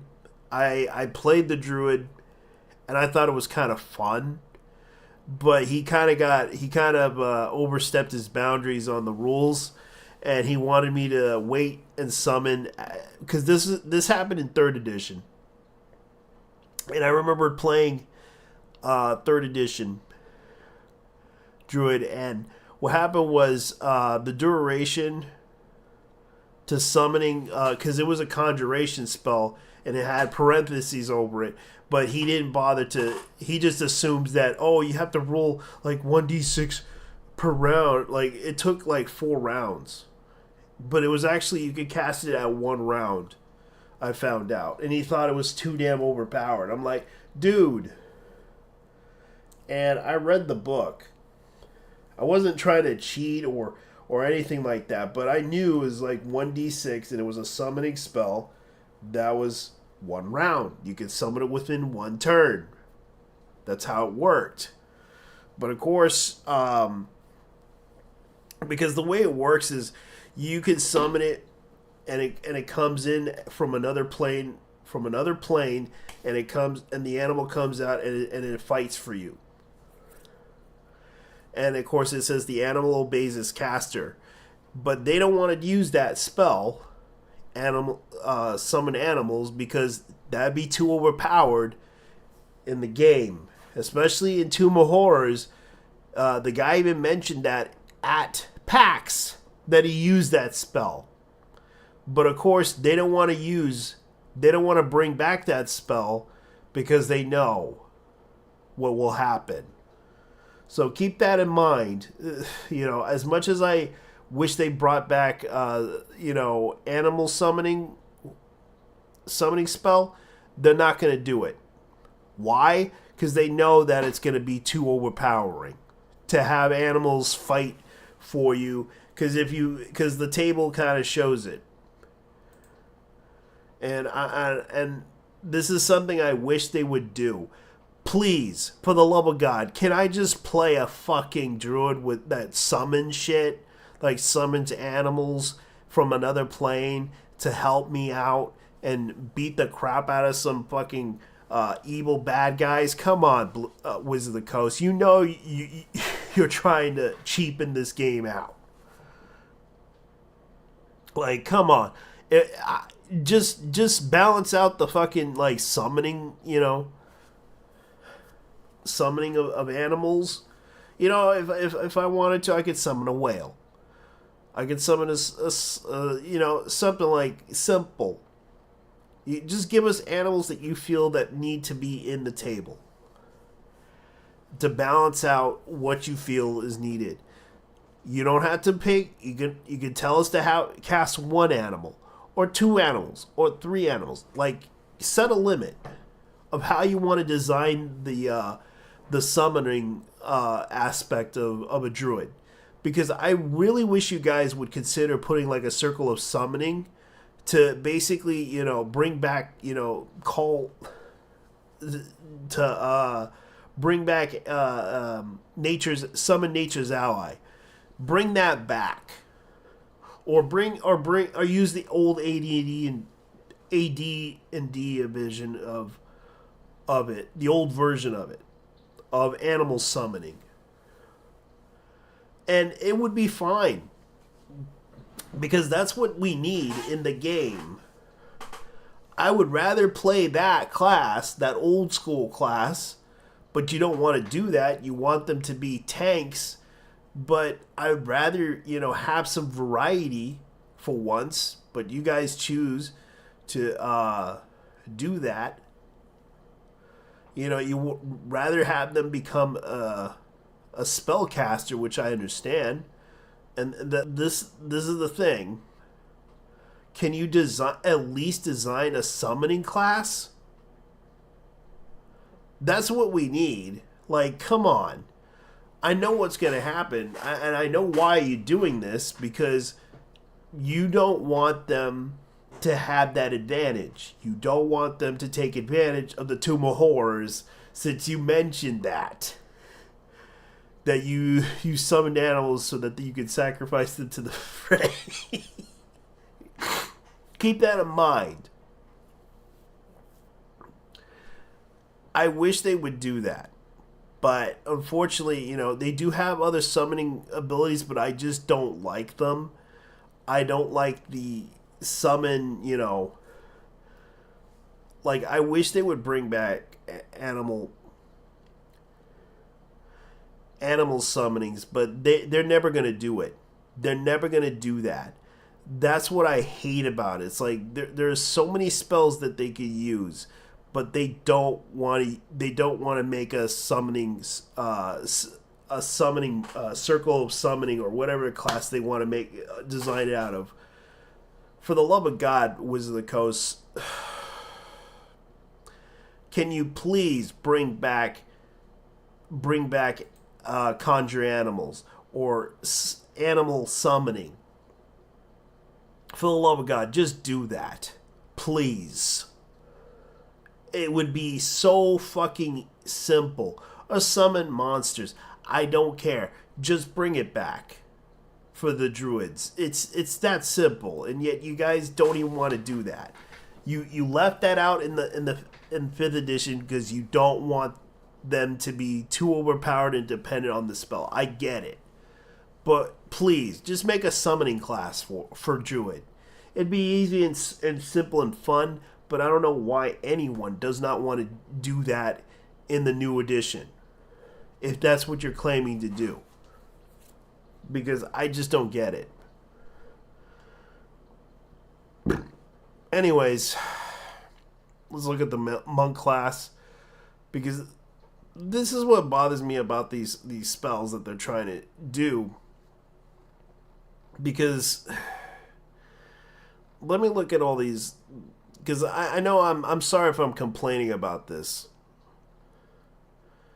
because this is probably a typo that they probably did, because I think that they should probably, because if they're saying that I'm giving the warden ability to train to get the medium armor, they should have at least say what level.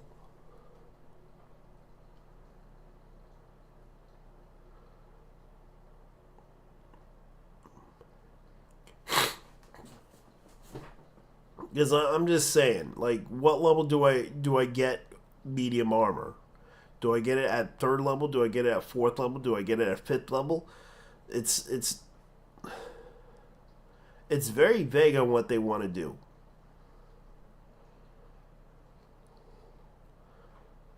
Rules while transformed. Game statistics. The game statistics are replaced by statistics of the beast that you retain on your HP, hit dice, intelligence, wisdom scores, blah blah blah. Okay, got it. You can't spell cast, but you can transform, but doesn't break your concentration ability. Okay, so this is for the druid class by transform, and this is like the basic druid class.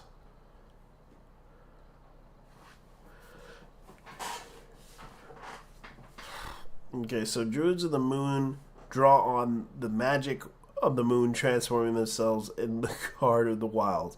So this is kind of what I'm gonna be looking into. Circle spells feature provide spells that you always prepare you can cast in wild shape form. Okay, so this is basically a class for the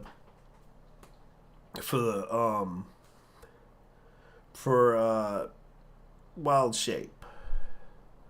Circle forms. Formerly combat, wild shape has been streamlined to determine your AC and the number of temporary hit points you gain.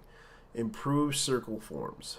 Allows you to make 2 lunar swipe attacks and actions, as well as add wisdom. So this is basically for the main class for druid. For Circle of Moon for shape shifting.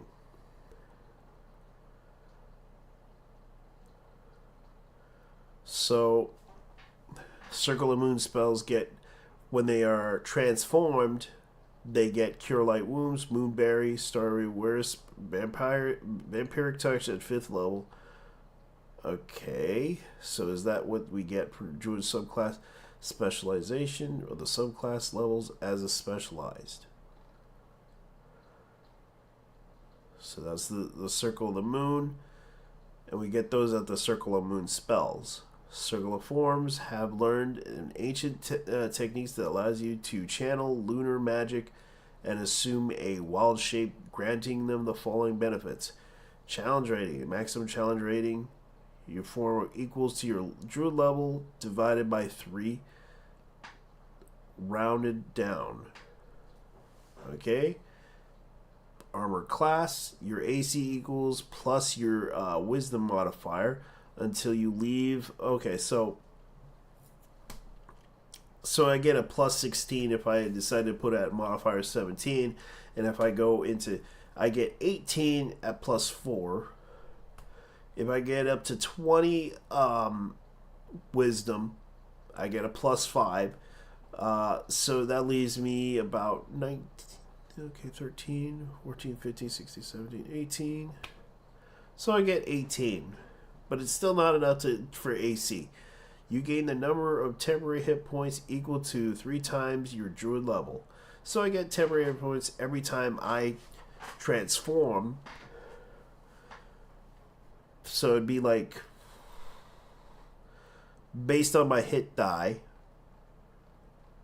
and I'm looking at the hit die right now, that's like a +8 your constitution. No, it's 1d8 or 5 plus your constitution modifier. So 1d8, I think they need to really. So 1d8, that's my temporary modifier. What are they trying to design it for with the temporary hit points thing? Lunar Radiance. Okay, for each attack, your wild shape can deal normal damage, type, or radiant damage. You make a choice each time you hit with those attacks. Increased toughness. You gain your wisdom modifier and your constitution saving throw. Okay, Moonlight Step. You magically transport yourself, reappearing amid the burst of moonlight. On the bonus action, you teleport 30 feet unoccupied space. Okay, that's great. But that's for the circle of moon.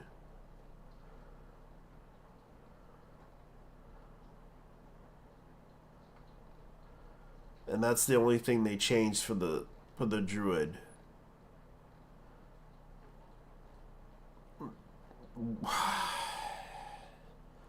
Come on, Blizzard. Can you at least put in a fucking summoning druid? At least something that can play like summon animals and shit. Come on, druid. Come on, guys in the druid community. What do you think of that? Bring back the old conjure animals / summon animals. Animal summoning. Come on, guys. Animal summoning level 1, 2, 3. Come on. 2024. Do that shit. Come on. Think about it, guys. Can you guys bring that back at least for once? Because you guys removed it in the fucking in 2014. You made him gimped. You gimped him. Because you hated those motherfuckers. Just admit it. You hate the fucking druids. Made him. You put a chicken in it, made it lame. That's what I hate about this. This is like. This stuff's. I hate being an asshole, but this is the truth.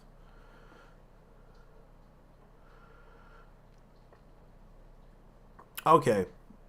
Martial arts. Okay, return the monk weapons. Martial arts dies and applies. Okay, bonus action. Unarmed strike is no longer tied to attack action. What? They removed that. Okay. Okay, see. The return of monk weapons. Okay. So martial weapons dies applies to both unarmed strike and monk weapons.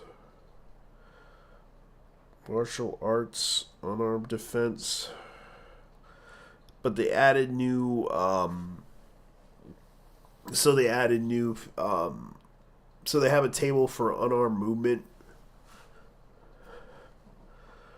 Disciple points, which is the key. I wonder if that's the key. Let's see. Disciple survivor. So these are the points for disciple points. So instead of the Kia, the Kai's points, they decided to go with disciple points.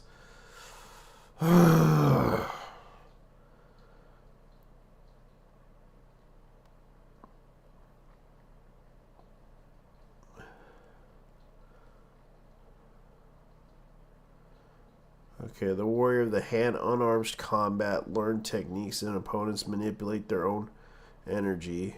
Quivering palm. I haven't heard that in a long time. Fleet step, you can easily stride in harm's way when you take bonus action. Okay, so Okay, these are the spells for what?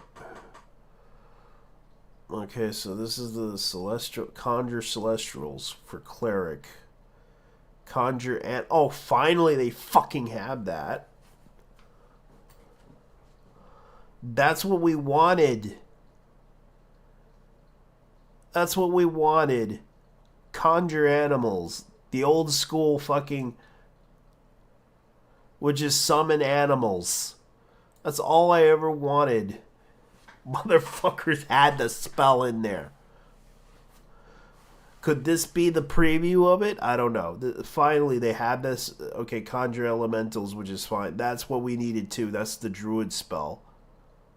Conjure, like, at least make them a summoning fucking druid. Conjure fae, yes. Conjure woodland beings, that's fine. But don't make them lame.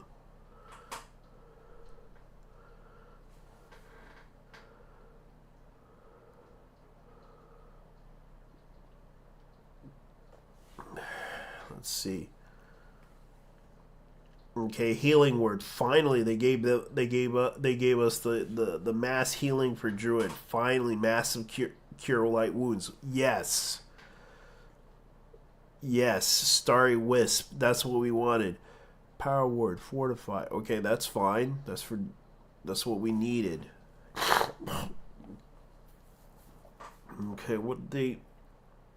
Okay, battle axe 1d8.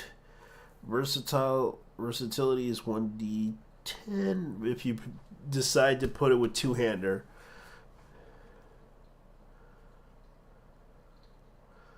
Blowgun, 1 piercing. Okay. Longbow, musket, pistol. Okay, so they decided to, instead of the 2d6, they'll put 1d8 piercing. But here's the thing. I wonder if they're going to try to nerf pistol, because I know this for a fact. In history, a musket and a pistol could not kill a bear. Why? They could not kill a certain type of bear in America. Because in reality, the only thing that could kill a bear is a crossbow, a heavy crossbow, or a longbow. That is a composite longbow that basically goes. That's heavy because it can penetrate through the freaking skull. I recalled there was an incident where a hunter tried to use a pistol against a bear, and that bear did not go down at all, even at long range or at short range. He had to take as many rounds as possible to kill that bear. And if you have to use like a crossbow or a heavy crossbow to take out that bear, that's the only way to kill the bear. So if anything in this game, they should really consider taking real world situations, because a hunter can even tell you this. Because I know for a fact hunters had hard times trying to kill a bear with a pistol. It's better to kill a bear with a bow than with a pistol. And I know that from actual hunters that told me this. Because I know from actual hunters that can tell you this in real life, you cannot kill a bear with a pistol. No. Yeah, you can kill it with a desert eagle, but good luck trying to kill him with a normal pistol, with a 9mm pistol. Because if you try it with a pistol, they're gonna take the damage, all right, but they're gonna still walk in front of you and then swipe at you. So keep that in mind. They could probably take like damage resistance from pistols. If Wizard of the Coast takes my advice on this. Okay, so Adventure gear, net, priest pack. Okay, so they added nets. I would take the net for fishing. Okay, fly speed. Fly can be used to travel through the air while you have airspeed. So if I decided to jump, can I fly in the air if I do that stuff? Okay, grapple. Okay, speed 0. You can't change. Attacks affected. Okay. That's interesting though. Okay, so they're trying to explain some of the stuff for the rules. Telepathy. Okay, a magical ability that allows you to a creature to communicate mentally with another creature. So they'll probably introduce some of the stuff sooner or later. I wonder if they'll ever consider bringing out Psionis sooner or later, because that's what a lot of people want to play, and I want to play that too, but unfortunately, I don't know. As far as I know, this is what I'm looking at. By the looks of it, I don't think the design's a great idea. Monk class, I guess they do like the monk class for what it's worth. I just don't like the Moon Druid is fine. The Circle of the Moon Druid is fine. But they're just making it like World of Warcraft style rules. Which I find fine. But when are they going to add in like a variety of druids? Like, I don't know, like a summoning druid. They did bring out the spell Conjure Animals, which is what I wish they would do, or animal summoning, which I think they should do, which they should have done. But unfortunately, they decided to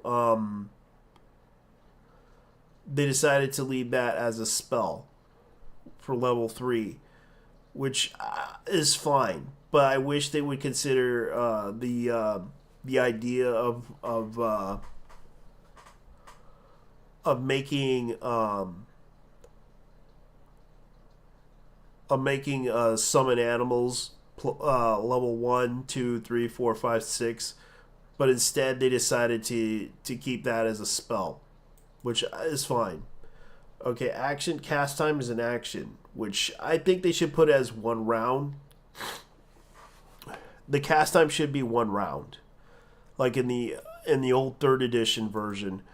But if they want to, okay, concentration up to 10 minutes, which is fine.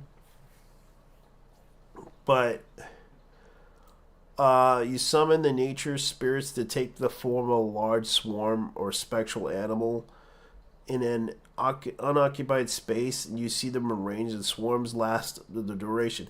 Which let's look at the table of AD&D. You can summon a giant rat, a baboon, a wild dog, which I don't think they should have done this as a table. But I think they need to do it with the category of what they want to summon.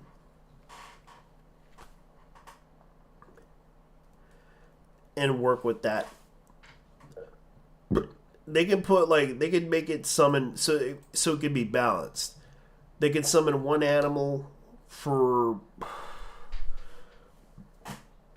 1 hit die. They can summon rats. They can summon birds. They can summon like at least something to help out the druid. But the thing is, it's like, okay, should we allow it? That's the question. Like, because they have Conjure Animal now, but do they have a table for the summon animals? You can choose animal forms of spirits such as, but originally they came from the plane of your nature god. And the thing is, it's like, okay, so now they have it at higher level. When you cast spells using the spell slot of 4th level or higher, the damage increases by 1d8 in your slot for every level. So basically, they're trying to give, and I'm looking at this going like, when a creature is hostile to enters into space within 10 feet of the swarm. So what table of animals are they going to use? So that I could summon like insects, like a pile of insects to attack. This is kind of the problem with it. Like they need to put like a table of what you can summon. Oh, you could choose this. You can summon these pile of these mosquitoes and shit to bite your enemies so they can be infected and get hurt. Or bees. Like, pile of bees. Yes, that's right. I'll summon bees at them. Like, I got an idea. How about we just summon bees. I'm gonna put the bees down and hurt the enemy, guys. That's right. And of course, make it a. Of course, you can make it a concentration ability, which I do agree with, which it should be. But I would like to summon things. That's what the circle of summoning should be for a class. I think they should do that. They should make a class for summoning. But they decided not to do that. They need to consider that. That's what I want them to do. That's what they should be doing. Conjure, they're going with the old school, which is from first edition. Well, actually, it's advanced edition. I apologize. I always mix up the two because it's been a while. It's been a long time. Summon nature's ally or conjure animals. They should put that in the book. And they should make a class specifically for the druid to be a summoner. Yes, they're going to put summon, conjure, summon for clerics, but they're not going to do it for druids. Conjure elementals. Yes, they should put that in there too. Conjure minor elementals at 4th level. Okay, fine. We'll use that too. Conjure woodland beings. Conjure fae. But I want them to do it at 2nd level or 3rd level. Actually 3rd level they could start out with summoning spells. But I need to look at what the table is for the spell thing.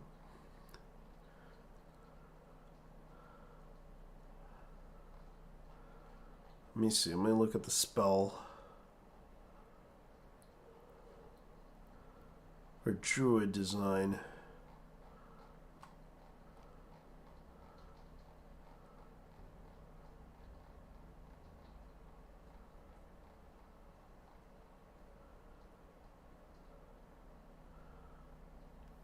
Okay. That I can agree with. But they need to put it at 2nd level. Summon and start out slow. But with lower, they can summon wolves. They can summon like 3 wolves or an insect plague. I don't know. At 2nd level. Make it 2nd level instead of 3rd level slot for the spell. Make it a 2nd level because I don't see the point in it. Because if you're gonna make the class, I would like to see the class become a summoning class. That's what they should be doing for the summoning class. But instead they don't want that, which I think is kind of a bad idea. And I can understand this is like the test. This is like the test version that they released 5 days ago. I think this is kind of what I would say. They need to consider that. And I'm looking at it right now. By the looks of the stats, it doesn't look like something that I would use. But hey, at least the monk, like a lot of people are saying that the monk idea is pretty good. They do like it. It seems like a great idea. Testing out its strengths and weaknesses is a great idea in practice, but I don't like the druid. I don't like what they're doing with the druid class, especially introducing this spell, conjure animals, and they don't have plans for a summoning class for the druid, which they should put the summoning class for the druid. This should be a second level spell, so that druids can have fun, summoning like animals and such. But instead of 60 feet, they should make it 30 feet. The casting should be one round or two, depending on what they want to do with the round itself. I think they should consider that. Anyways, leave your likes and dislikes down below. If you don't like what I have to say about this, I understand. I'm just saying, like, they need to consider making a summoning druid a thing as an aspect, because I don't like what they're trying to do. I know that the monk class is pretty good by the looks of it. I think they had good intentions with the monk class, but they haven't really. And I know I haven't gone into the monk class. Everyone says it's a good thing, but as far as I know, I'm gonna get out of here. So you guys take care, cause I'm out. Peace.